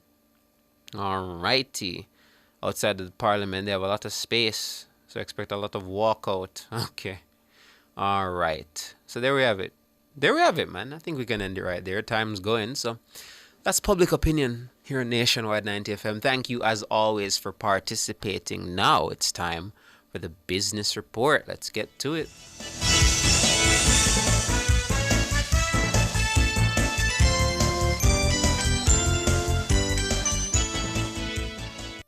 Public Opinion was brought to you by Cleasing Industrial Supplies Limited, Industrial Automation and Control Solutions. Drive the most exciting new vehicles in Jamaica. Schedule your 2024 Ford Ranger pickup or Ford Everest 7-seater SUV test drive now. Call or visit KIG today. The time by KIG is... It's 6:32. Visit Marshall's Pharmacy, Greater Portmore, for all your prescription needs, gifts, personal care, household, and stationery items. The temperature by Marshall's Pharmacy, Greater Portmore is... It's 30 degrees Celsius in Kingston, 28 in Montego Bay. Hello, good evening, and welcome to Nationwide's Business Report. I'm Mahiri Stewart. The inaugural Jamaica Agribusiness Investment Forum is set to spotlight investment opportunities across Jamaica's agricultural sector, marked by the unveiling of the official Deal Book for Agriculture. The three-day forum, running from September 17 to 19 under the theme Sustainable Agribusiness, Global Reach, Local Impact, has drawn more than 500 local and international participants, including investors, government agencies, financial institutions, and key stakeholders from the agribusiness community. The CEO of the Agro Investment Corporation, Vivian Scully, told attendees at the welcome reception held on Wednesday at the Montego Bay Convention Center in St. James that the forum will be more than just discussions. He said over the next few days, a lot of presentations will be seen, along with strategic partnerships being announced and the unveiling of what they call the official Deal Book for Agriculture. Mr. Scully added that the initiatives outlined in the Deal Book reflect strategic collaboration across multiple sectors. In international business news, hundreds of thousands of workers have taken part in strike action across France on Thursday after trade unions called for a day of protests against budget cuts. Organizers said 1 million people turned out, while the Interior Ministry put that number at 500,000, with 80,000 police officers deployed. Scuffles were reported in the cities of Lyons and Nantes, and in Paris, small-scale clashes broke out between police and protesters. Officers in riot gear used tear gas and shields to disperse crowds in the center of the capital after some protesters damaged a small number of businesses and buildings. The strikes come barely a week after Sébastien Lecornu, a close ally of President Emmanuel Macron, was appointed prime minister following the toppling of François Bayrou's government. Public transport was heavily disrupted on Thursday, with many metro lines in Paris reported shut, while protesters blocked roads and streets in major cities across France. Students gathered in front of schools and universities in the capital and beyond, blocking entrances and chanting slogans. Around a third of teachers walked out. Pharmacists were also adhering to strike action in droves, with 98% of pharmacies expected to stay closed. More than 300 people were detained across France, the Interior Ministry said. And finally, in the currency markets, it cost 160 Jamaican dollars and 74 cents to buy $1. It cost 220 Jamaican dollars and 49 cents to buy £1 and it costs 117 Jamaican dollars and 36 cents to buy $1 Canadian. That's the Business Report. I'm Mahiri Stewart. Stay tuned for more.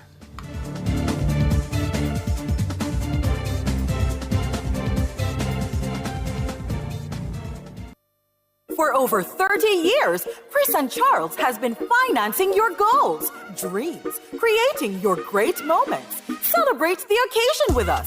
Borrow $1 million, pay less than $25,000 monthly, and get 30% off your processing fees. No guarantor needed. Call 876-920-4189 or WhatsApp 876-838-9028. Conditions apply. When you think loans, think Chris and Charles. Are you ready to turn your sales and marketing skills into high earnings? Nationwide 90 FM is searching for business development executives to build lasting client relationships. If you have experience across all stages of the sales cycle and possess strong communication, negotiation, and time management skills with a proven sales track record, this opportunity is perfect for you. Join our team and work with the top corporate brands, media agencies, and of course, our on-air personalities. Enjoy networking opportunities, professional growth, and competitive commissions. Ready to take the next step? Send your resume to hr@nationwidenewsnetwork.com today. Already have a T-Tag for your vehicle? Just top it up and go through. Now you can see funds in your T-Tag account almost immediately after topping up. So, if you're already on your journey, you can safely pull off the road and top up using the My T-Tag app or WhatsApp. Or ask your passenger to do it for you. And within 5 to 10 minutes, you can enjoy the lower toll rates and other benefits of the T-Tag lane. Even if you forget to top up before you started your trip, top up your T-Tag and continue to go through quicker and cheaper on Transjam highways. Track and Field's global showpiece heads back to Asia for its 2025 staging. The World Athletics Championships from Tokyo, Japan is live on Nationwide 90 FM. September 13 to 21. Great start from Seville, who's got a little bit of a march off Noel Lyles. Seville's going to win this. Brilliant race. He even has time to salute. How will the Jamaicans stack up? The likes of Kishane, Oblique, Nikisha, Tina, Sherika, and Lavelle all seeking podium spots. Really good running on the near side too from Tia Clayton. Tia Clayton takes it there. And the world will say goodbye to Shelly-Ann Fraser-Pryce. Watch for Shelly-Ann Fraser-Pryce. She brings the curtain down on her 18-year career. She goes back to where it all started. And she's going to do it. Shelly-Ann Fraser-Pryce. Live every moment from the World Athletics Championships from Tokyo, Japan, September 13 to 21 live with a kind of coverage only Nationwide 90 FM provides. Due to our live broadcast of the World Athletics Championship in Tokyo, Japan, scheduled to run from September 12 to 20, there will be no airing of Nationwide this morning. The early morning news package will resume following the conclusion of the games. Nationwide apologizes for the inconvenience caused. Good evening, listeners, viewers. It is 6:40 and we now shift focus to the nation's business. I'm Siobhan Campbell. And my name is Sanjay Lewis. Well, listeners, the Dr. Andrew Wheatley and Robert Montague have been reappointed to the cabinet. The men are part of the 19-member slate of ministers announced at King's House on Wednesday. The cabinet will lead the country forward as the JLP embarks on its third term in government. Shaloy Smykel has the details. After being exiled from the political executive for years, Dr. Andrew Wheatley and Robert Montague are returning to the cabinet table. Both Wheatley and Montague return as ministers without portfolio. Wheatley in the office of the Prime Minister and Montague in the renamed Ministry of Economic Growth and Infrastructure Development. Wheatley will have responsibility for science, technology, and special projects, while Montague will have a policy responsibility for land titling and settlements. The other noteworthy change sees Matthew Samuda branching out as the new Minister of Water, Environment and Climate Change. He was a previously minister without portfolio in charge of those subject areas. All other ministers have been reappointed to their portfolios, with the noticeable exception being the Legal and Constitutional Affairs Minister, Marlene Malahoo Fort. Her portfolio responsibilities have been paired with Justice to create a Ministry of Justice, Legal and Constitutional Affairs. Delroy Chuck will head that ministry. Malahoo Fort appears to have been booted from the Holness cabinet. During his inauguration on Tuesday, Prime Minister Dr. Holness appealed to opposition leader Mark Golding to partner on finishing the work of making Jamaica a republic. In delivering his charge to the new cabinet, the Prime Minister emphasized that the work ahead must be done with humility. Beyond the ceremony and the moment of pride, let us be clear, this is not a time to grow comfortable. It is a time to recommit to humility, to service, and to performance. Let us remain grounded in humility and resist the temptation to see ministries as personal turf. We cannot afford progress to be slowed by lack of collaboration with ministries pulling in different directions. Dr. Holness also called on the ministers to prioritize a partnership when carrying out the responsibilities of their portfolios. So I'm charging you to approach your responsibilities with humility, with discipline, but more so with teamwork. The composition of this cabinet has been thought out carefully. It represents a leveraging of the knowledge and experience of the previous government to continue the momentum to execute and complete efficiently projects, plans, and programs already in place, and to initiate new plans and commitments in our manifesto. Shaloy Smichael for Nationwide News. Thank you, Shaloy. Well, we are now joined by one of those newly minted ministers, that is Dr. Andrew Wheatley. He has responsibility for science, technology, and special projects. Good evening, Dr. Wheatley. Good evening, gentlemen. It is good to hear from you, Dr. Wheatley. So, appointed back to the cabinet, science and technology, those are not new portfolios to you, but special projects. Do you have an understanding as to what that entails specifically?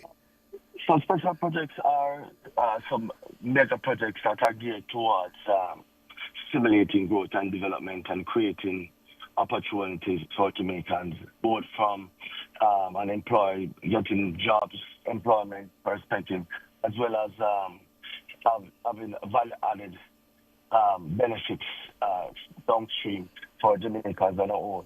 So there are quite a number of projects in the pipeline, and I was not fully briefed because today we had Parliament, the swearing at Parliament, but we have an idea of some of the initiatives that are already in the pipeline, and we are going to now look at what we can do to stimulate growth and promote the opening up of the development sector in as relates to special projects, mega projects to drive growth and development. And what are your top three priorities? I hear you mention that you have not been fully briefed on some of those special projects, but just largely for your portfolio, what are some of those top three priorities in this new portfolio that you want to focus on? I'm a scientist at heart. So first and foremost, I'm a scientist. So science and technology is very much dear to me. Jamaica's real growth and development is really linked to science, technology, and innovation. And there are a number of policies that we started in my first stint as a minister, where we developed the data protection bill, which became the data protection. It's a very critical linchpin, especially as it relates to how Jamaica relates and treats data, especially data from a number of countries like in the EU, where they have very strict data protection and regulation. Of course, we had also done what you call universal access to government websites. That was something that we developed then for more inclusion, to ensure that, persons wanting to do business with the government of Jamaica can access all the services, whether they have a data plan or not, a paid-up data plan. And in fact, that initiative really saved our educational sector, for want of a better description, because during COVID, it was that level of access where students could have access to materials on the Ministry of Education website, and just the level of connectivity afforded by universal access, or what we call zero-rated access to government websites. But, science, technology, and innovation is something that we must pay special attention to. We see what is happening around us, especially as it relates to technological advancement. We have started the process. We are committed. We recognize that innovation and technology is critical for economic and social development. But what that does actually foster innovation, building research infrastructure, and even the whole matter of STEM in schools, STEM schools, the whole process of letting our students become more appreciative of the STEM subject, that we can participate, internationally. That is where the government is showing some interest now to ensure that our people are ready, technologically ready for what is coming. Mm-hmm. And Jamaica experienced more than 34 million cyber attacks in the first 6 months of 2025. I'm sure you're aware of that. Yeah. So, and you mentioned data protection, which is important, but also cybersecurity. How prepared do you think is Jamaica, and what will you do to strengthen our resilience in this area? Also, first and foremost, in the past, and I believe it is the case, where we do routine audits of our cybersecurity infrastructure. That is something that we will be looking at and strengthening our cybersecurity infrastructure, especially as it relates to government websites and government infrastructure, technological infrastructure. So that level of auditing will be assessed if it is where we are as it relates to that level of auditing, and then ensure that all the government agencies, all the government ministries are compliant and do routine checks of, cybersecurity readiness. But, this is something, that we also must use as an opportunity for Jamaicans, becoming more appreciative of technology and becoming more like innovators of technology rather than just being mere consumers of technology. So within every situation, we can find good. And what we need to do now is to channel the young minds to become persons who can create systems to ward off cyber attacks, to strengthen our cybersecurity infrastructure, and as well as create opportunities for themselves, self-empowerment, job creation, wealth creation. So the whole matter of technology is really a dynamic space where we can now channel our young people, let them be ready to take on the challenges of the ever-changing technological space. You were essentially called to resign in 2018 because of matters surrounding Petrojam and some other issues. And I realized nothing came of it eventually because it was found that no wrongdoing could be actually found or attributed to you in any way. Do you find yourself troubled or resentful of what happened back then? And how do you move forward now, putting that behind you? To be quite honest, that was a very difficult phase for me, and I'm not afraid to say that. But what has afforded me the opportunity to is to do some introspection. It has allowed me to grow spiritually, mentally, because that was a very low period of my life. Having my own conviction that I didn't do anything wrong, but propaganda or perception, and the reality is that politics is 95% perception. It's a very lonely game, a very lonely space. But I'm very thankful that I had the support of my constituents, my family, and of course my faith in God that brought me through. Now, I'm not going to say I'm resentful. I will just chalk it up and say that experience is something that one cannot buy. And so I give thanks for the experience, and we use that experience to ensure that, I'm able to navigate the challenges of this new portfolio, this new space that I find myself in. But how will you work, though, to convince the skeptics, Minister? Because those individuals are there. So how are you going to convince those skeptics that your return is based on merit and vision and not just political convenience? No, but the truth is that my record in the 2 years while I was minister speaks for itself. I'm a no-nonsense person when it comes to work. I am result-oriented. The truth is that most of what we are experiencing in the ICT space happened in 2 years. I recall when we made a commitment in the 2016 campaign that we would zero rate universal access. A lot of persons didn't understand or appreciated it. But within the first 100 days of being in office, we were able to ensure that all the government websites were free. you know. We attacked the ICT policy. We created the ICT policy.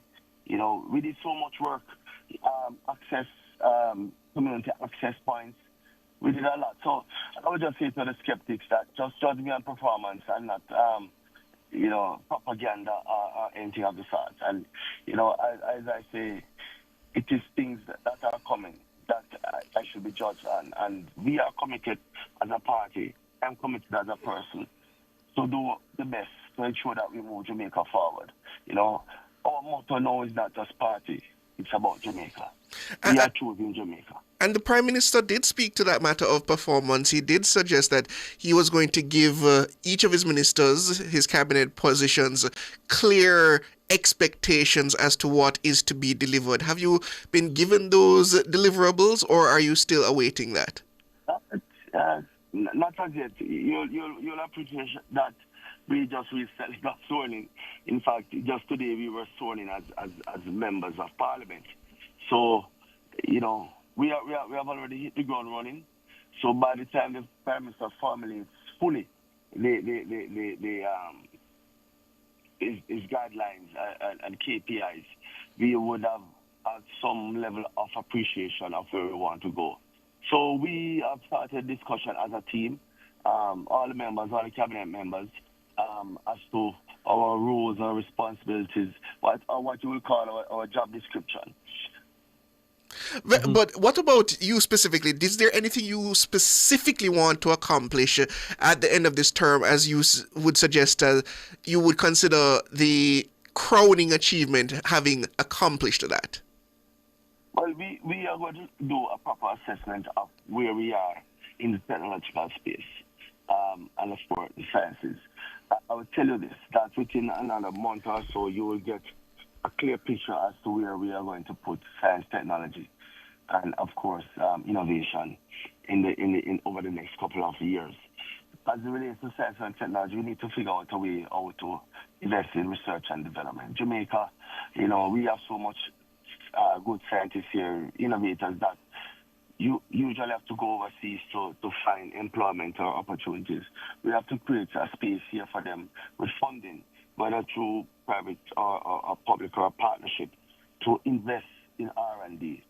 As it relates to technology, we now have to move the mindset of our people from being just consumers. Say for example, we use apps like TikTok, Facebook, rather than just, utilizing these apps for pleasure or relaxation.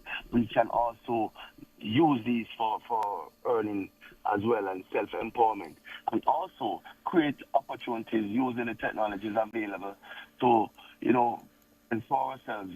Not every Jamaican needs to work for someone. Sometimes we need to create opportunities to be employers as well. And so that is unleashing the innovative capacity of our people. That is where we want to go. So hopefully in the end of this term, we can point to the fact that we have unleashed the innovative capacity of our people. I can tell you this. It's early days yet. We have not, done a proper assessment, but that is the first thing that we'll be doing next week, assessing the different areas within the portfolio, see where we are, review the policies as they are right now, and see where we can improve, and of course, initiate new policies geared towards enhancing the development of our people and our country. Yeah. And I'm happy about that, Minister, because many Jamaicans feel that technology development is too Kingston-centric, and you forget sometimes the rural community. So one area to focus on. Any plans in mind as yet as how you can expand opportunities to rural communities?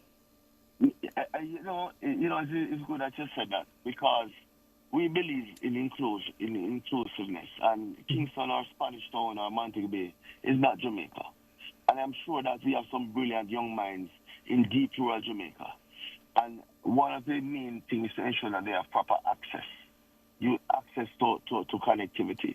We rolled out in my earlier days, and then the community access point, where we built out quite a number of what you call stations or areas where persons can get connectivity. We now need to look at areas where we need to expand, but not only expand, but also ensure that these services are actually being used. They are not there for like figurines or for show. We have to ensure that if we put up a community access point, that it is utilized. So we need to look at the level of usage and ensure that it is not only there, that actual internet connectivity is there as well. So there's a lot of review that we need to do to guide us as to the strategy we're going to employ, that every single Jamaican gets the same opportunity, whether you live in Moko, whether you live in Deep Rural Jamaica, whether you live in Kingston, Spanish Town, Montego Bay, you name it. Every Jamaican must have access. It is the right of every Jamaican if we are to compete in this technological age. And before you go, Dr. Wheatley, are there any final words to the Jamaican people that you'd like to impart? The Jamaican people gave the JLP a mandate to lead Jamaica for a third term. This government is committed to developing policies that will enhance the lives of Jamaicans and Jamaica on a whole, So we are committed. We do not take this mandate lightly.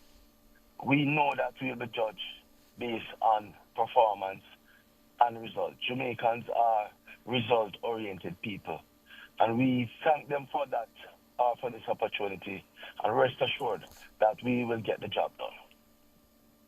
That is Dr. Andrew Wheatley. He's the Minister of Science, Technology and Special Projects. All the best in the new role, Dr. Wheatley. We look forward to seeing more from you. Thank you. All the best.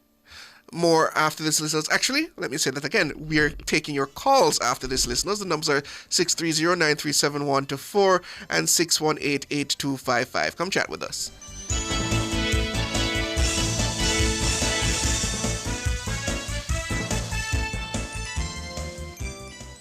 Tune in to Nationwide 90 FM on Saturday, September 20 from 9 to 11 a.m. as we broadcast live from the International Coastal Cleanup Day 2025 at the Shipwreck Beach, Palisados, Port Royal.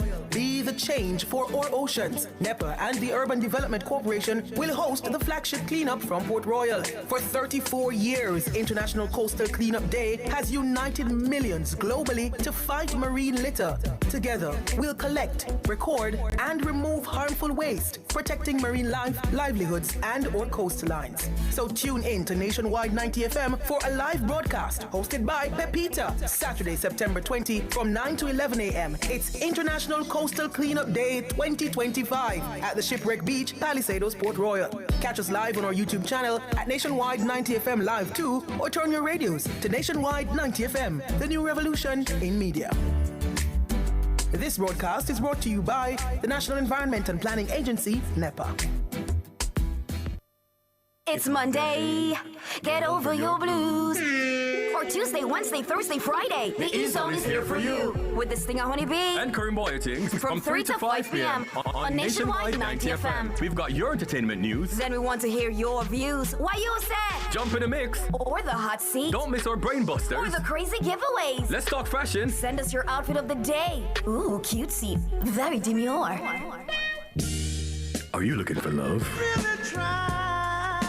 Come on one of our blind dates. Send your request to ezoneblindates@gmail.com. That's ezoneblindates@gmail.com. And stay tuned for your confessions. These are my confessions. Share them with us at ezoneconfessions@yahoo.com. I mean, is this planet Earth? Is it? I don't know. Let me check. Either way, it's got a buzz. And a bugger thing. Ow! Ow! Every time you a link with a condom, coulda Ozzy, coulda wife, coulda be a random. Do it for your best life. The time by the Ministry of Health and Wellness is... It's 7 o'clock. Tune in to Cliff Hughes Online with George Davis on Friday, September 19 from 10 a.m. to 1 p.m. as we broadcast live from the Jamaica Agribusiness Investment Forum at the Montego Bay Convention Center. Under the theme, Sustainable Agribusiness, Global Reach, Local Impact, this international forum will showcase investment opportunities, flagship projects, and the official deal book. Over 600 in-person attendees and 1,000 virtual participants, including investors, agri-entrepreneurs, policymakers, and global leaders. Don't miss the chance to be part of Jamaica's agricultural transformation. So tune in to Cliff Hughes Online with George Davis, Friday, September 19 from 10 a.m. to 1 p.m. It's the Jamaica Agribusiness Investment Forum at the Montego Bay Convention Center. Catch us live on YouTube at Nationwide 90 FM Live 2 or turn your radios to Nationwide 90 FM, the new revolution in media. This broadcast is brought to you by Agro Investment Corporation, Jamaica Stock Exchange, the Coconut Industry Board, Walkerswood, the Jamaica Customs Agency, Jamaica Special Economic Zone Authority, the Jamaica Agricultural Regulatory Authority, and SCJ Holdings.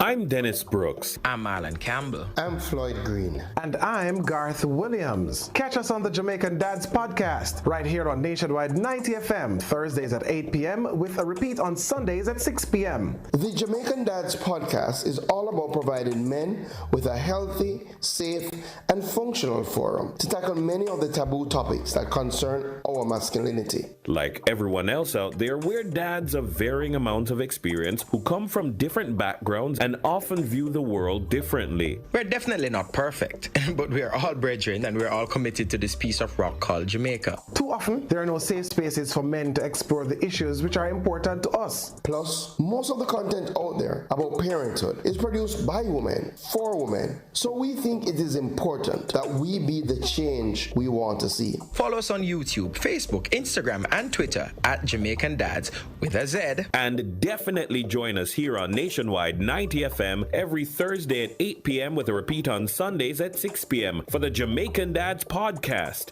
It's a revolution in media.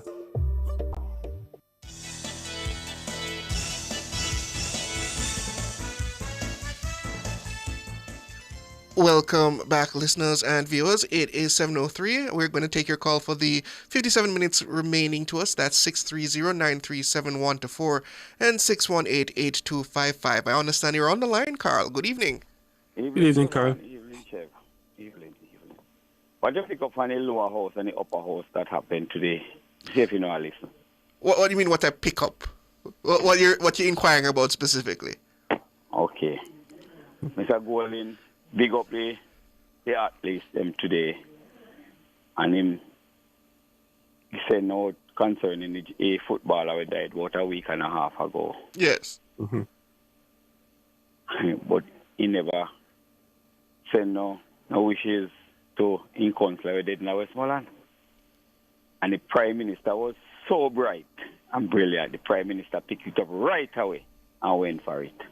That's Mr. Golding first error for the first day of the new sitting of the new parliament. I don't know if that's a fair assessment, Carl. I think even the Prime Minister said, he just said, it comes to my attention that this happened, and he extended his condolences. The PNP extended its condolences before the parliament started. So I wouldn't consider that an oversight of some major issue, Carl. All right, I'll give you the next one. Miss Donna Scott Motley, welcome to the senator in the upper house today, and she didn't welcome Mr. Keith Duncan. I noted that, but again, she just chose those two to specifically extend further welcomes to. I don't want to make anything more of it other than that, Carl. I don't know if we need to probe where we need not probe. Siobhan. Yes. Let me tell you something. We are the foot soldiers of the Jamaica Labour Party. You know what foot soldier means? I know what that means, Carl. Right. So you're out there in the trenches. So you're looking for your new set of ammunition. You see, anything you slip on, we have to make certain so we show the public that Mrs. Donna Scott Motley so bitter against Mr. Duncan that she couldn't welcome him. That's very bad. So, all right, Carl, let me put something to you. So, yeah, I want to someone is something to thinking you. what I'm thinking. Probably why your friend Mr. Warmington decide to get swear in and immediately turn around and walk back through the door. Don't greet the speaker, don't greet the prime minister, don't greet anybody on his side of the benches or on the other benches. Him just turn around and walk right back out the door. Chevan, for almost 3.5 hours now, I've been trying to work it to find out what happened. 2 of my big source not taking no call. So I cannot go off of speculation. I prefer to hear out of the horse's mouth. So I cannot say nothing on that until I. So you were surprised by his actions. Yeah, I am. If things that I am hearing, that's not looking good. I have to be honest to you. And I understand when he was greeted by the media outside, he simply put his hands to his lips and kept walking right past. Well, I prefer him putting his hand at his finger at his lip and saying nothing. That will be more. A certain radio station wouldn't have nothing to discuss. one have Flight Green. I tried to tell him all kind of things and see why Mrs. Holness shouldn't be the Speaker of the House. I am very happy because if the Prime Minister did go any other way, I would have to be the lawyer lady from Chilani or Mrs. Holness. But if the Prime Minister did go any other way, that would left us out here as support of the party very bitter this evening. The people of Jamaica rejected the stale food. No stale food is on the table to tell the government who he must put to do things. Not Nogoso. Well, Carl, I'm always the one who believes that the temperature in Parliament needs to be kind of simmered down somewhat. I think it's become too much of a combative space, especially as we get closer to the general election. But I mean, I have to agree with the sentiment that at the end of the day, one party has been elected to lead, the other has been set to opposition, and you have to give the government the room to set their agenda as they see fit. And you cannot come now as the opposition to dictate to the government that this is you don't want these two persons to be Speaker of the House. That is not in your place at all. No.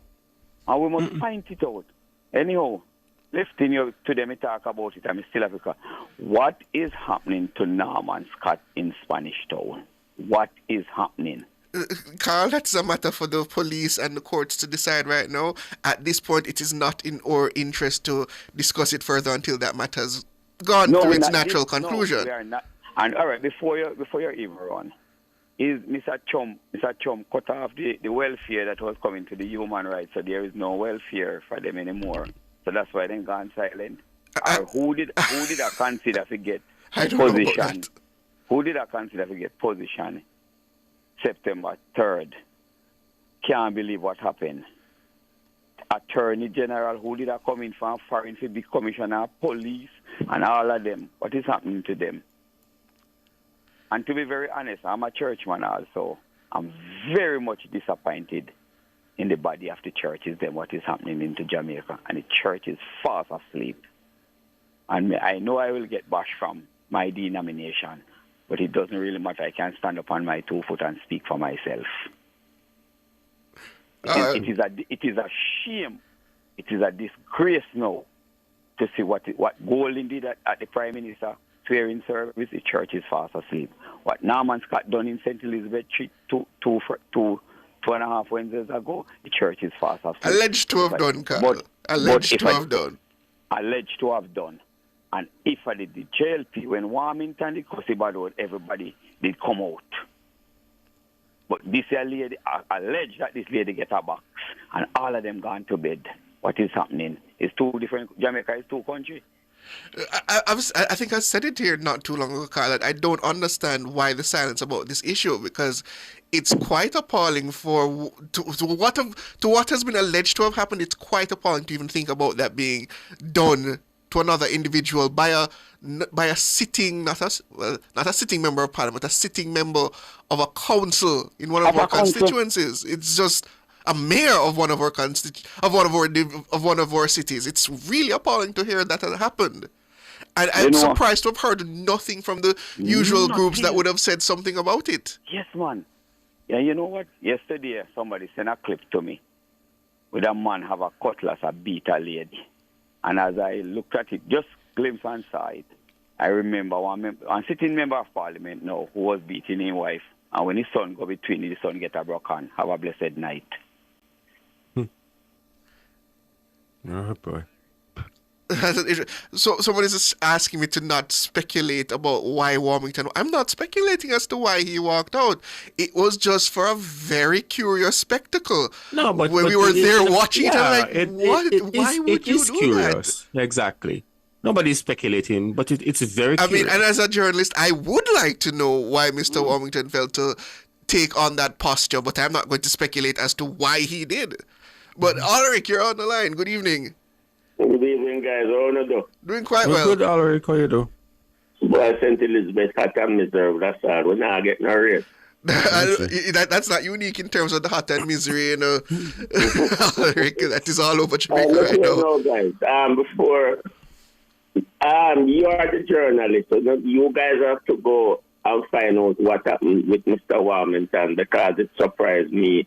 So it is baffling the whole country, and why I feel a bit bad about it. It is his party that has won, and his party is in government, and we were bashing the leader of the opposition for the non-protocol behavior that he said the other evening. I think Mr. Warmington, shouldn't walk out on his party like that. But as Carl said, nobody don't know what I'm, but me I beg you now as a journalist, see if you can find out and make me know. No, I mean, I've spoken to a few members of parliament on both sides, and they've given me what I can reasonably understand to be the reasoning behind it. But as I said, at the end of the day, it's still speculation. Only Mr. Warmington can say as to why he did it.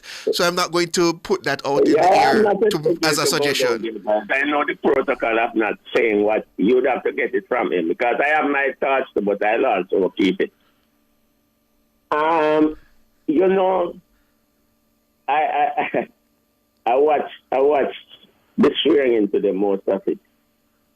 And there's something I'd like to say. On the 3rd of September, the Jamaican people elected the JLP to be the stewards of this country for the next 5 years, right?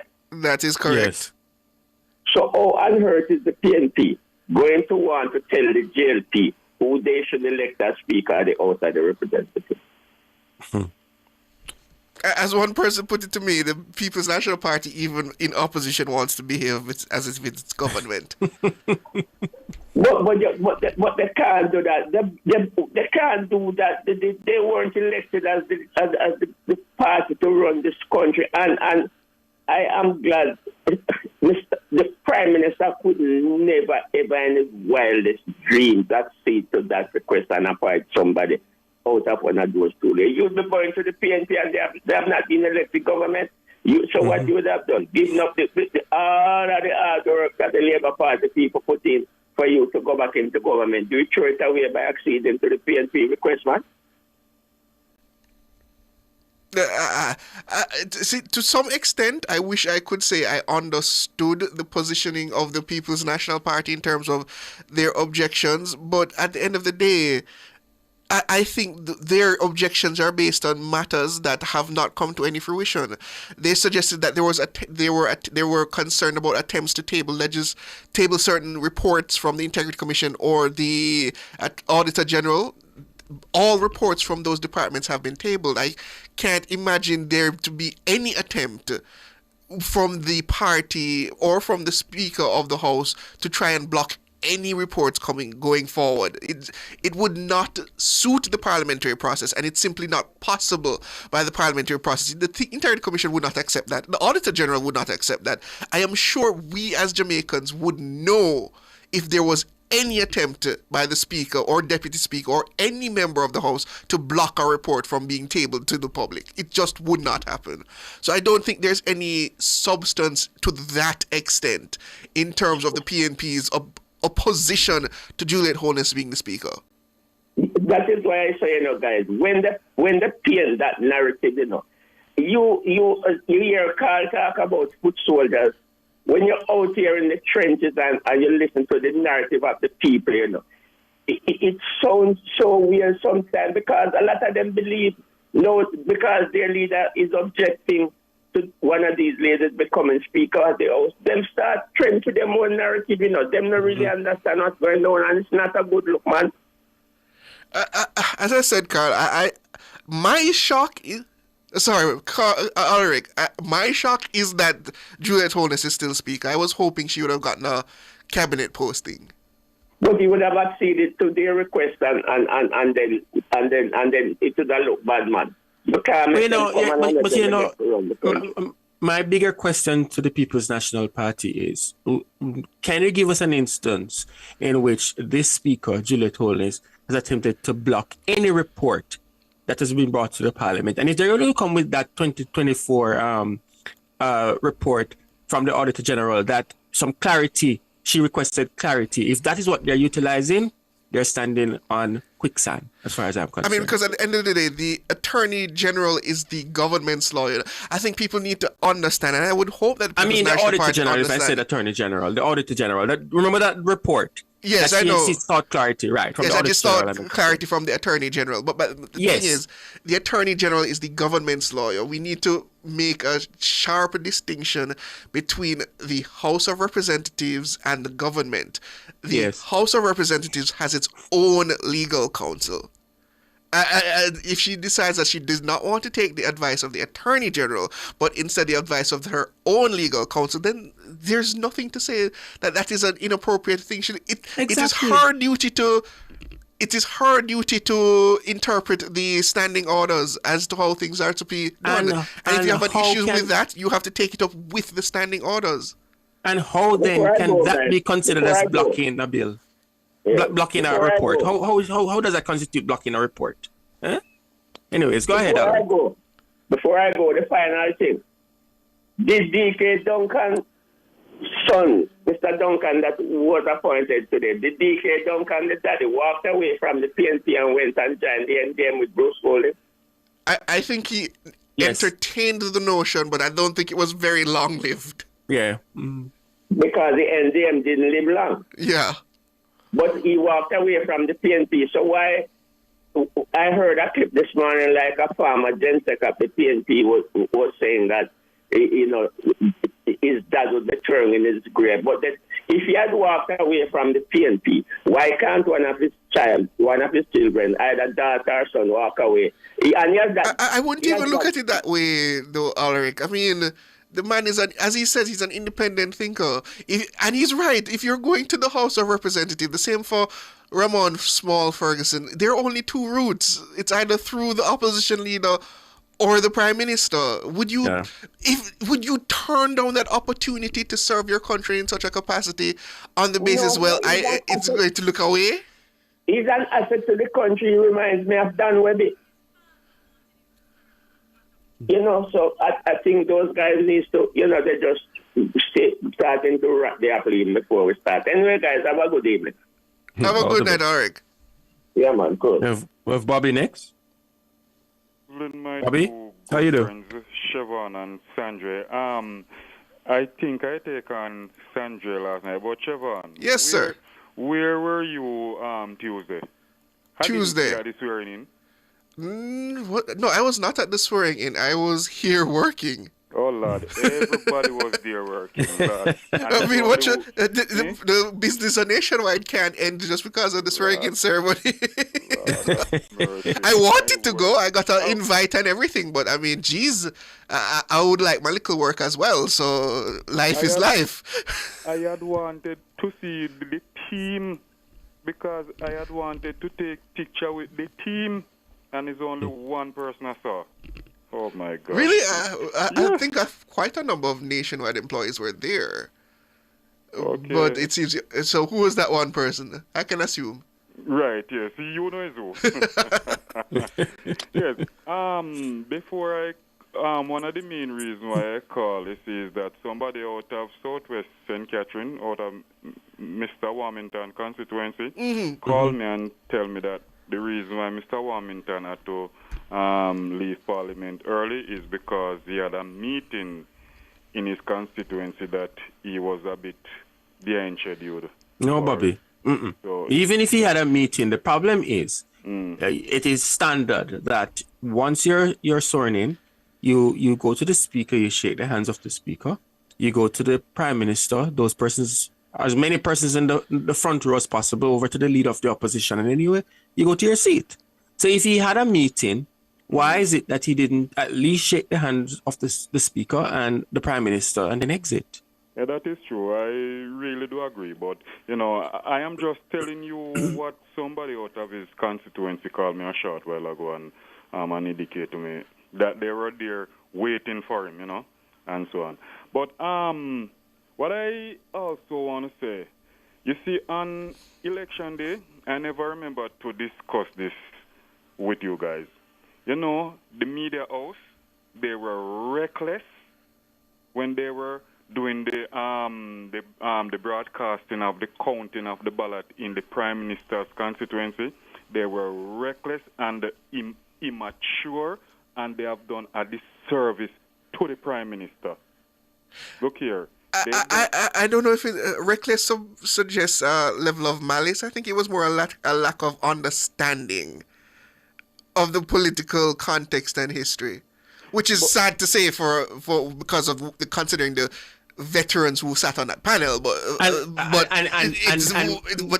that is what I see it as. Siobhan, but hold on. If there are veterans in the business, then they would know that when you're dealing with elections and calling off a seat, you're going to look at where are the remaining boxes coming from. Exactly. So I can't say that it's inexperience. If you're going to say that they're veterans, it sounds like something else to me. Because, gentlemen, I want to tell you this. In my PD, I was one of the supervisors in my PD here at Ensom City Primary School. And at that PD, my boxes went in late. And do you know why? Because what really happened, the electoral officers, they decided that they would have carried the boxes in their vehicle, but it would go in more than one vehicle. The police said to us, no, he don't want that to happen. He want the boxes to go in one vehicle, that they can monitor the situation properly because they don't trust Spanish Town and so on. So the electoral supervisor had to call EOJ, and EOJ sent a coaster bus come where they take all the remaining boxes. So what really happened, the police, a few of the police go in the coaster and another police travel in the CRV, so they have a better control of it. I had to stand on the ground and wait until all the boxes leave so I could call my council and said, look here, they're on their way. That is what really happened. The boxes, some of the boxes came in late also in the Prime Minister's constituency, just like what happened over here in Ensom City, in St. Catherine Central. So that is one of the reasons why they had a flip in the result. Because no, but Bobby, as I said last night, when we were watching, one of the first questions that I asked, where are the remaining boxes coming from? When I heard Seawright Gardens, I'm like, okay, we know that Seawright Gardens, that entire division, traditionally votes for the JLP. So anybody following elections, in central Manchester, you ask if Belfield boxes are in as yet. Or for example, in East Rural, you know which area to ask which boxes are in.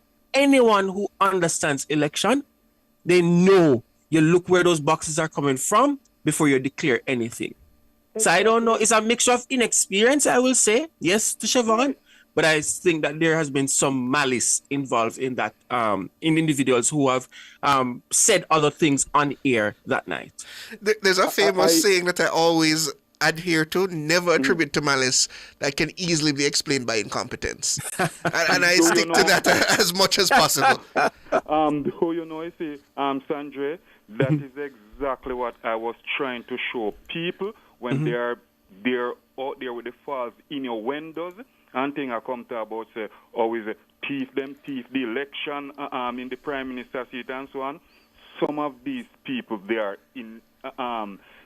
are so, trust me, they don't understand, and the media should have taken responsibility and explained to some of these people why this thing happened. Because it was the same thing over here in St. Catherine Central. Some of the boxes went in late, and when my boxes went in, Minister Grange margin increase, right? And finally, before I go, I would like to say to Mr. Mark Golden and the PMP that, look here, you are in opposition.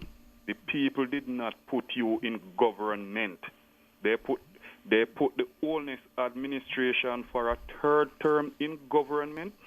They are the one governing the economy on the people's behalf. You, Mr. Golden, you must be the watchdog for the people. Don't come and dictate to the Holness administration. Said, look here, if Mrs. Holness or Mrs. Dalrymple Philibert be the Speaker of the House, you won't support it and so on. So be it, right? The Prime Minister now put his feet on the ground and put someone there. Although my pick was Mrs. Dalrymple Philibert. But thank God the Prime Minister do what he need to do on behalf of the people of Jamaica, not on behalf of the opposition. So, opposition leader, I am urging you, sir. They trying to bully the Holness administration. Put that aside now, sir.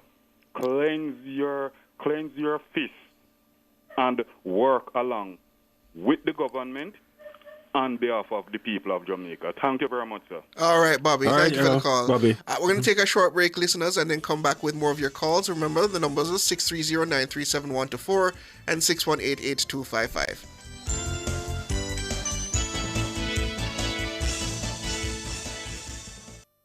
Jamaica's poverty rate has dropped from 16.7% to 8.2%. As the government's economic program begins to pay off, our country is heading towards sustained growth. We are building Jamaica. The time by the office of the Prime Minister is...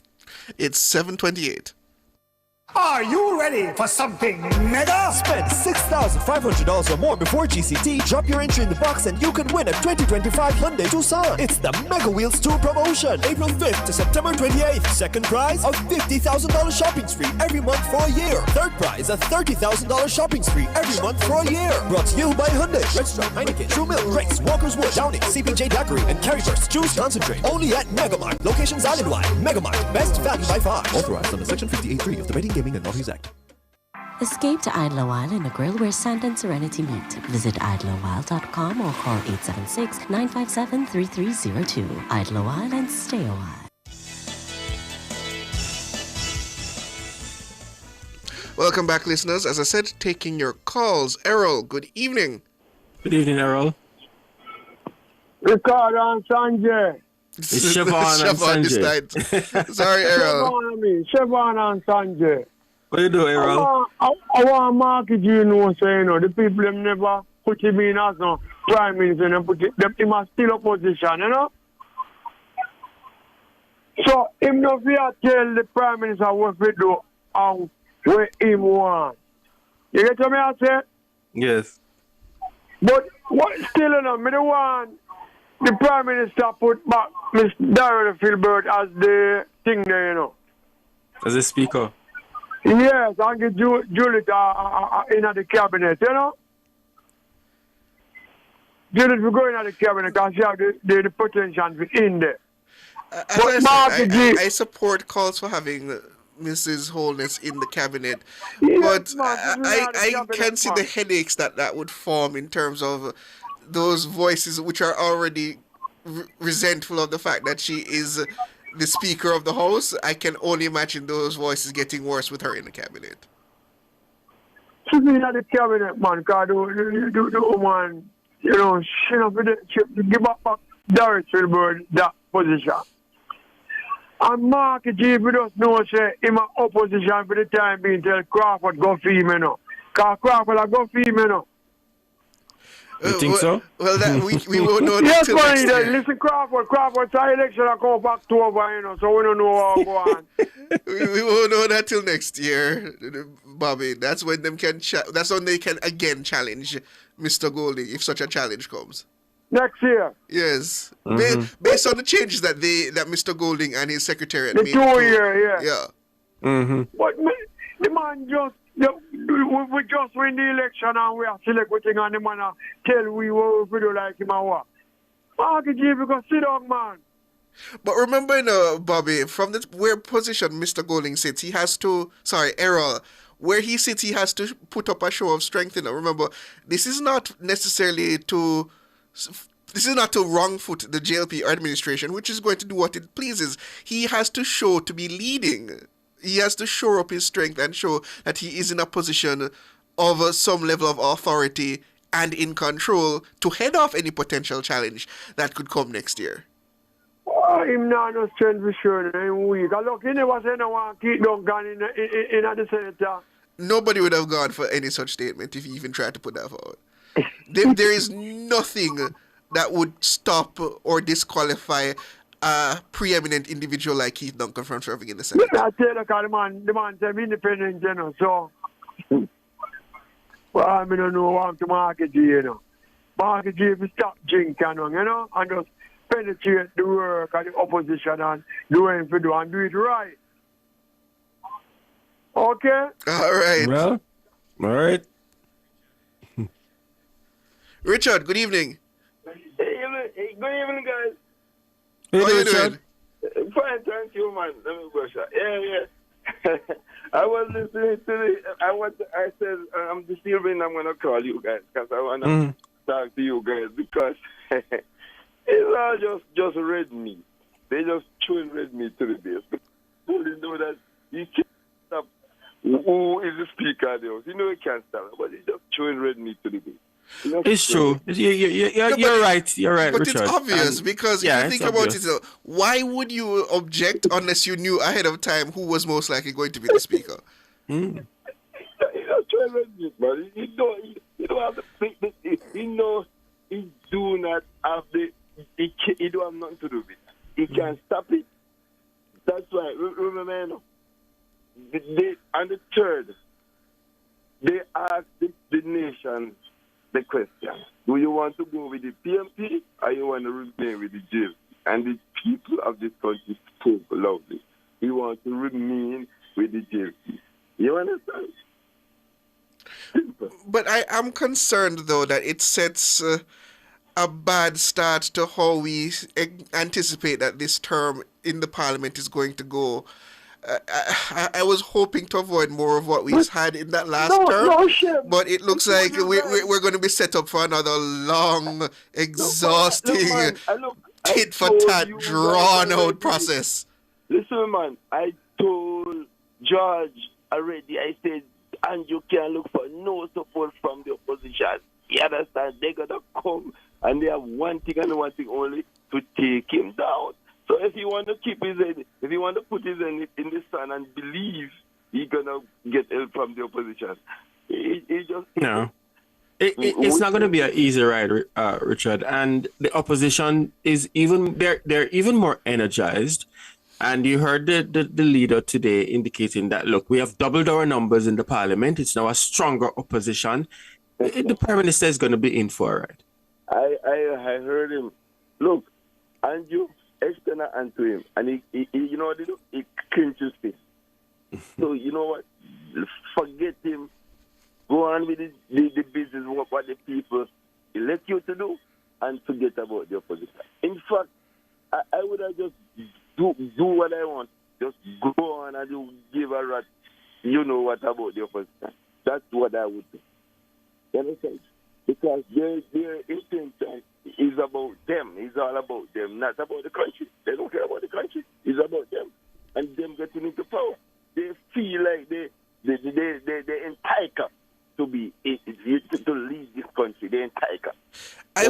I would like to believe, and people are going to call me naive for this, that anyone who seeks to become a representative of the people does it for a higher purpose than their own gain. But sometimes I understand the process by which you get there. It can tarnish the soul, so to speak. Let me put it that way. Let me put it no other way than that. But looking at what you should look at it now. Being opposition don't mean you have to oppose everything. All right?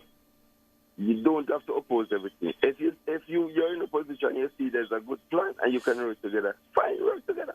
But they're not going to do that because they don't want to give the government the credit.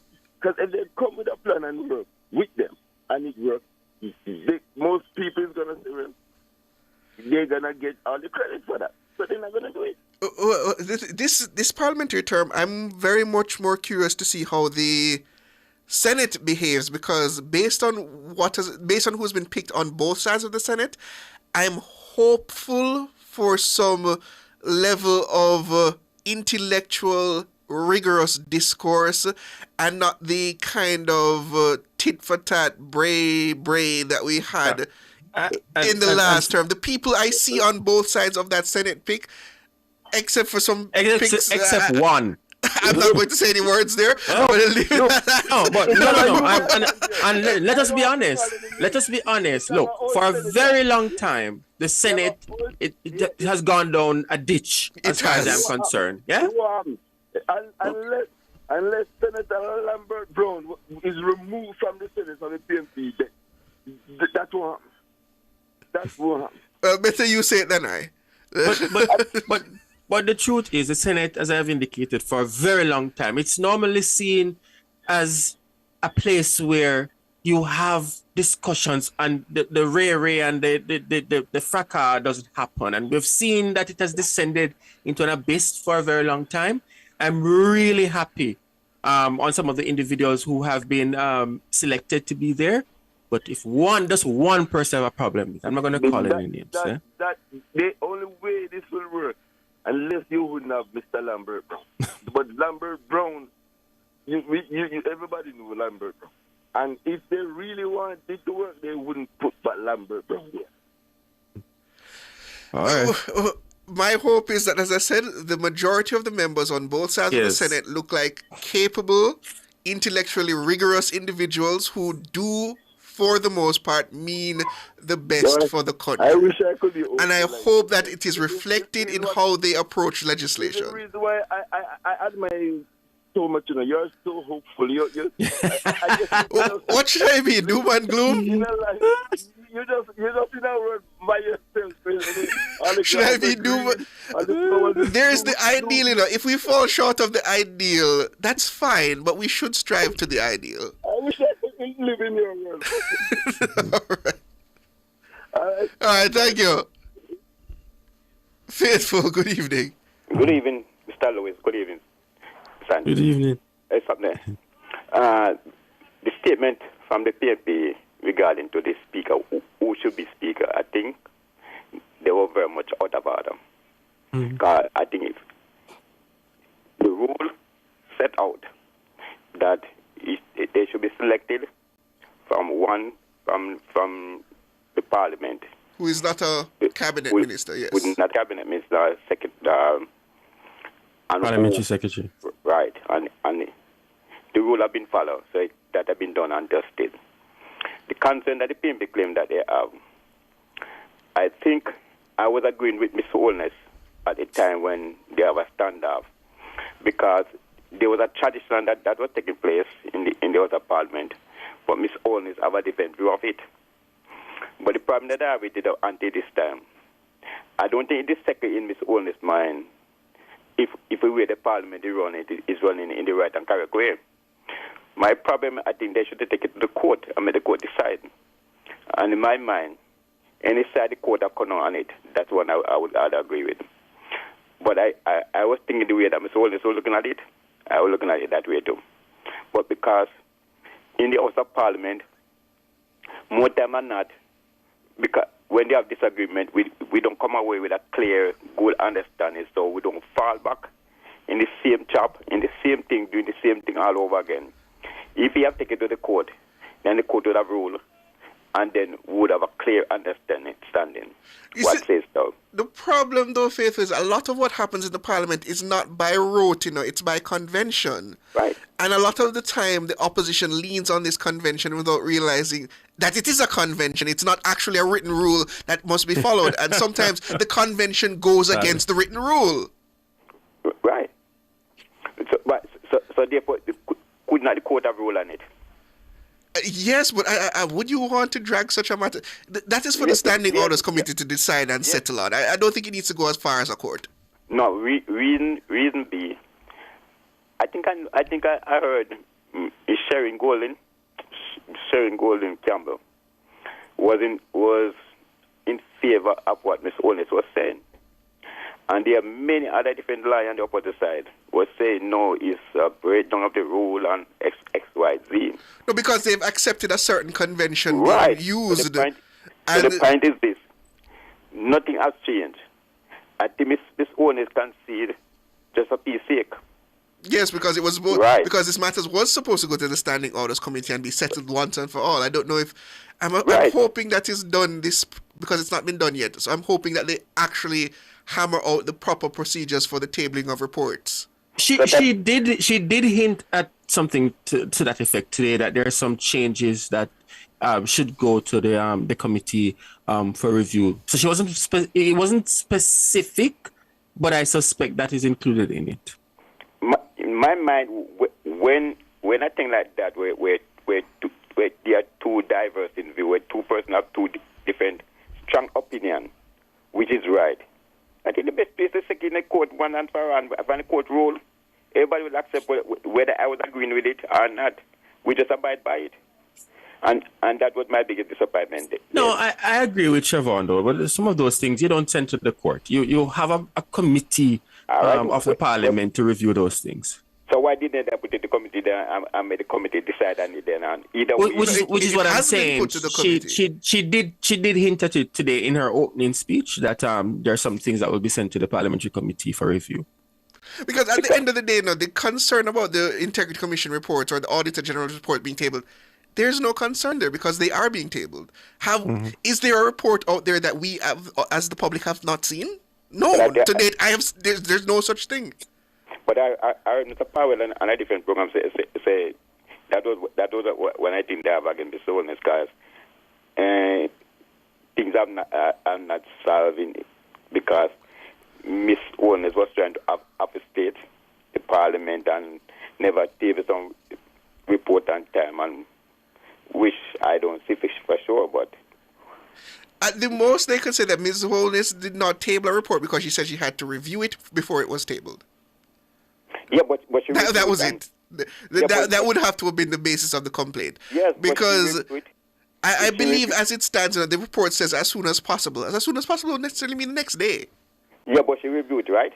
And she went to the Attorney General, and then, as one says, she seek a personal attorney. Is she satisfied in her mind at where we stand at this time and put into the rule on us? I don't think she does. And I don't think the opposition themselves are so clear. No, but when it comes to the interpretation of the standing orders, forgive my friend, she is the bull-dopian something the conqueror. That is her, no? It is her duty as the Speaker of the House to interpret the standing orders.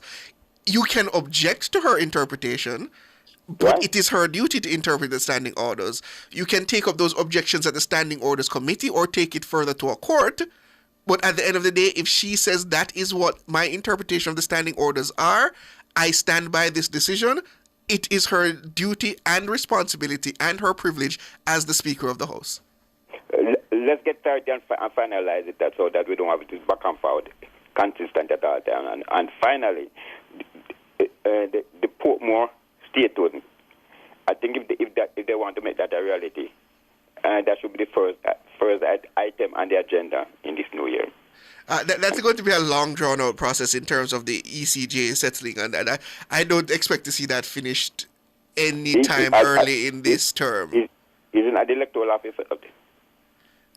That's going to be the ECJ and EOJ deciding on the boundaries and other issues. As I said, don't expect to see that finished anytime soon. say you're going to linger along and the next election come around again. I mean, let's just say it doesn't take that long, but I think the process of establishing the last 3 constituencies from the original 60 took about 2 years. No, but this has been going for more than 2 years now. No, but in terms of when it was handed over the process for the EOJ and ECJ to work out the boundaries and those things, that's not been 2 years yet. I'm very interested to see what we take with the Constitution Court and all this thing. And then there's that. Thank you for reminding me of that aspect of it's most likely going to go to matters of the Supreme Court as well. All right, thank you for the call, though, Faithful. Gary, good evening. Hey, good evening, Siobhan and Sandre. Good evening, Gary. Look here, Sandre, you hit the nail on the head with this with the election coverage. Let me tell you something. On election night, I had Nationwide online, watching Nationwide online. Yes. And I was flipping between both stations, right? Both other TV stations, right? Now, at about 10 minutes past 6, the most senior journalist on one of the stations, former PAJ president, made a joke that when they were showing GLP party headquarters, that, headquarters is empty. That's a sign of a party losing. This is before even a ballot, even before any of the ballots even started to come in. She made that remark, right? That's a little silly. I wasn't following the coverage that closely because I'm fairly sure that both times, both party headquarters were quite empty. Exactly. So this is the crux of the matter now, Siobhan. At Old Hope Road, the coverage was their station, right? So at Old Hope was their station. And one of the things that people are saying is that the reason why this whole thing about the Prime Minister's thing germinated is because it was being broadcasted there to the PNP supporters. So when they looked at the TV and they kept seeing on the screen, they kept seeing 87 boxes, and then it jumped from 87, and they were making remarks about, what is going on here, da-da-da-da-da.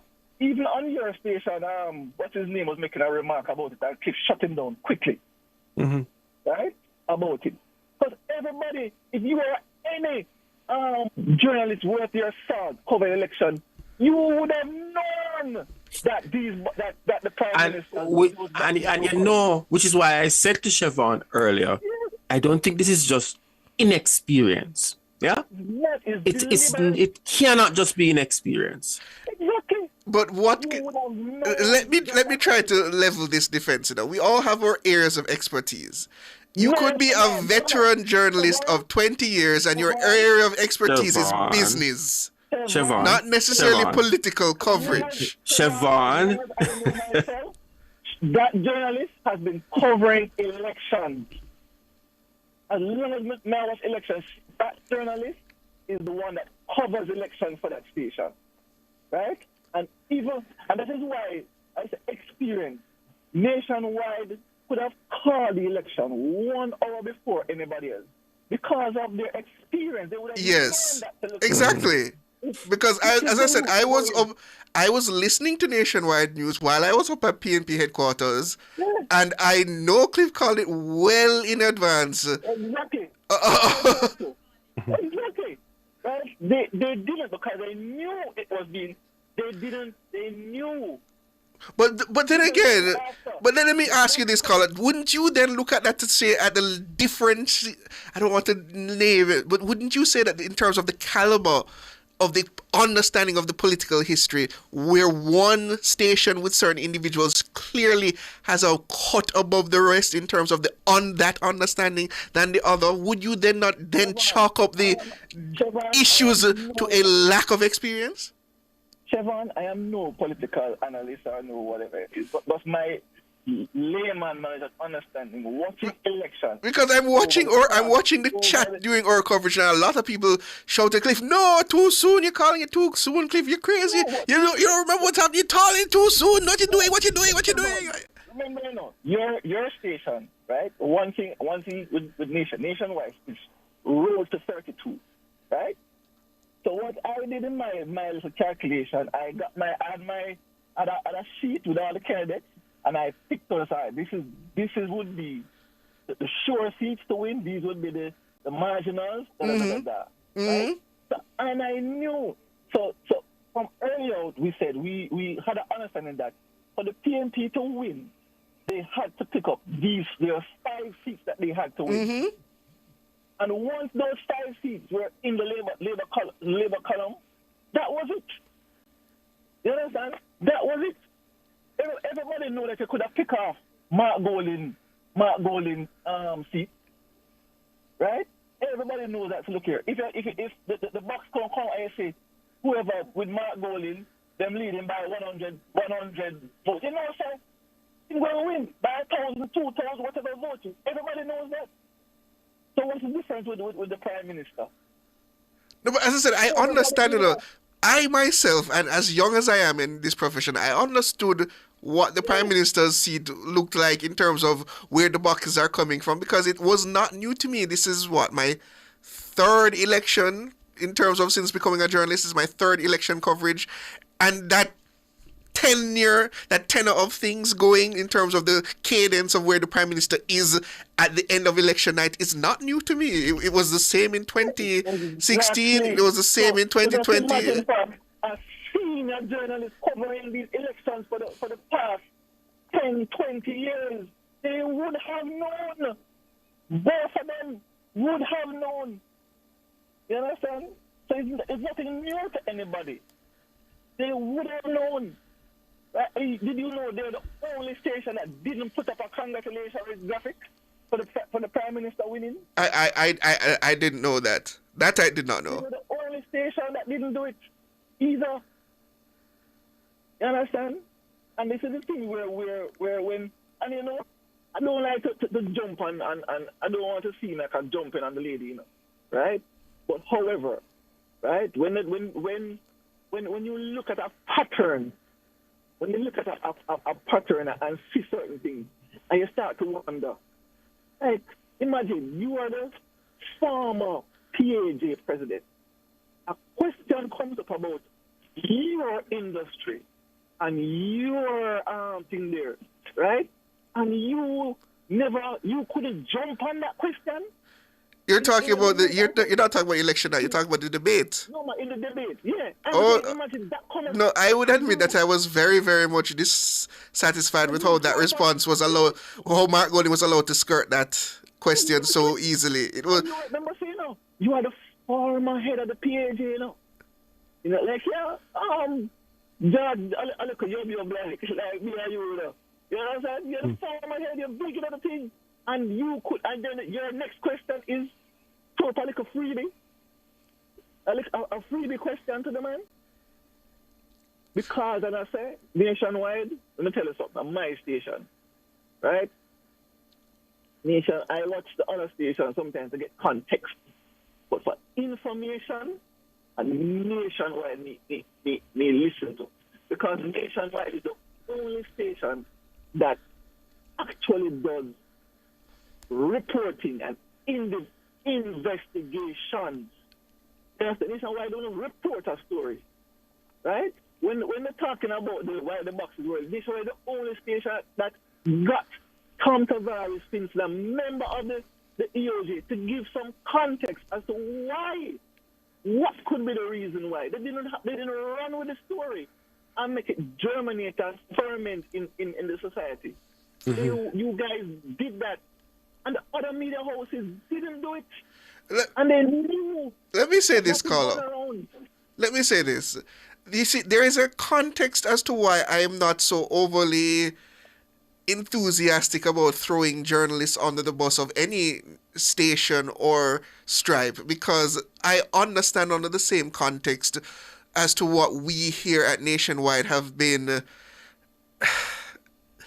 forced to endure. Let me put it no stronger than that. Forced to endure.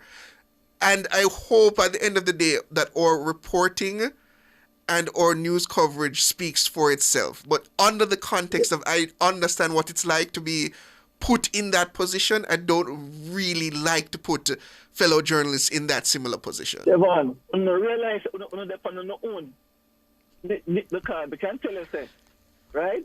If it was the other party had came out and said them don't want the old lady or whatever it is, the PAJ, no, them would have jumped up on a rail and a kick up about it. And I tell you that, and just because it's nationwide, they put a little mealy mouth, release a little mealy mouth statement how much days after to say, oh, both parties, or whatever it is, right? And you get the leader of the opposition, right? In a debate, right? And you that never depend your list to ask. Well, that's the first question. Well, Carl, I can suggest one thing more, that with the election being the result that it is, I expect not just changes in the political landscape. I suspect there will be changes in the media as well as a result of the result. As a result of the results. I'm gonna say, you guys keep up the good work. I'm telling them, because this is Pineapple Ricky, you are wicked article on the Observer. You understand? On doing good work, and people out there seeing that and doing good work. And I'm hoping to keep it up, right? I'm hoping to keep it up. All right. Thank you for that call out. All the best. I wonder, can we squeeze in one more, Books? No, Books said we can't squeeze in one more. Right. So I guess that's where we'll have to leave it. Thank you all for your calls. Thank you all for our listeners and viewers on YouTube, particularly the YouTube. Marcia Edwards, Annette Allen, Simply Perfect, Marigold. Always good to see you. Dre Views. Marigold. Thank you all for joining us this evening. Thanks to our super producer for the evening, that's Sonia Stewart, our technical operator Andrew the Glenn Boogs Anderson, as well as all my friends and compatriots in the news and production department, led by our dual editors Cara Powell and Ricardo Brooks. Thank you all. I'm Siobhan Campbell. And my name is Sanjay Lewis, wishing for you a wonderful evening.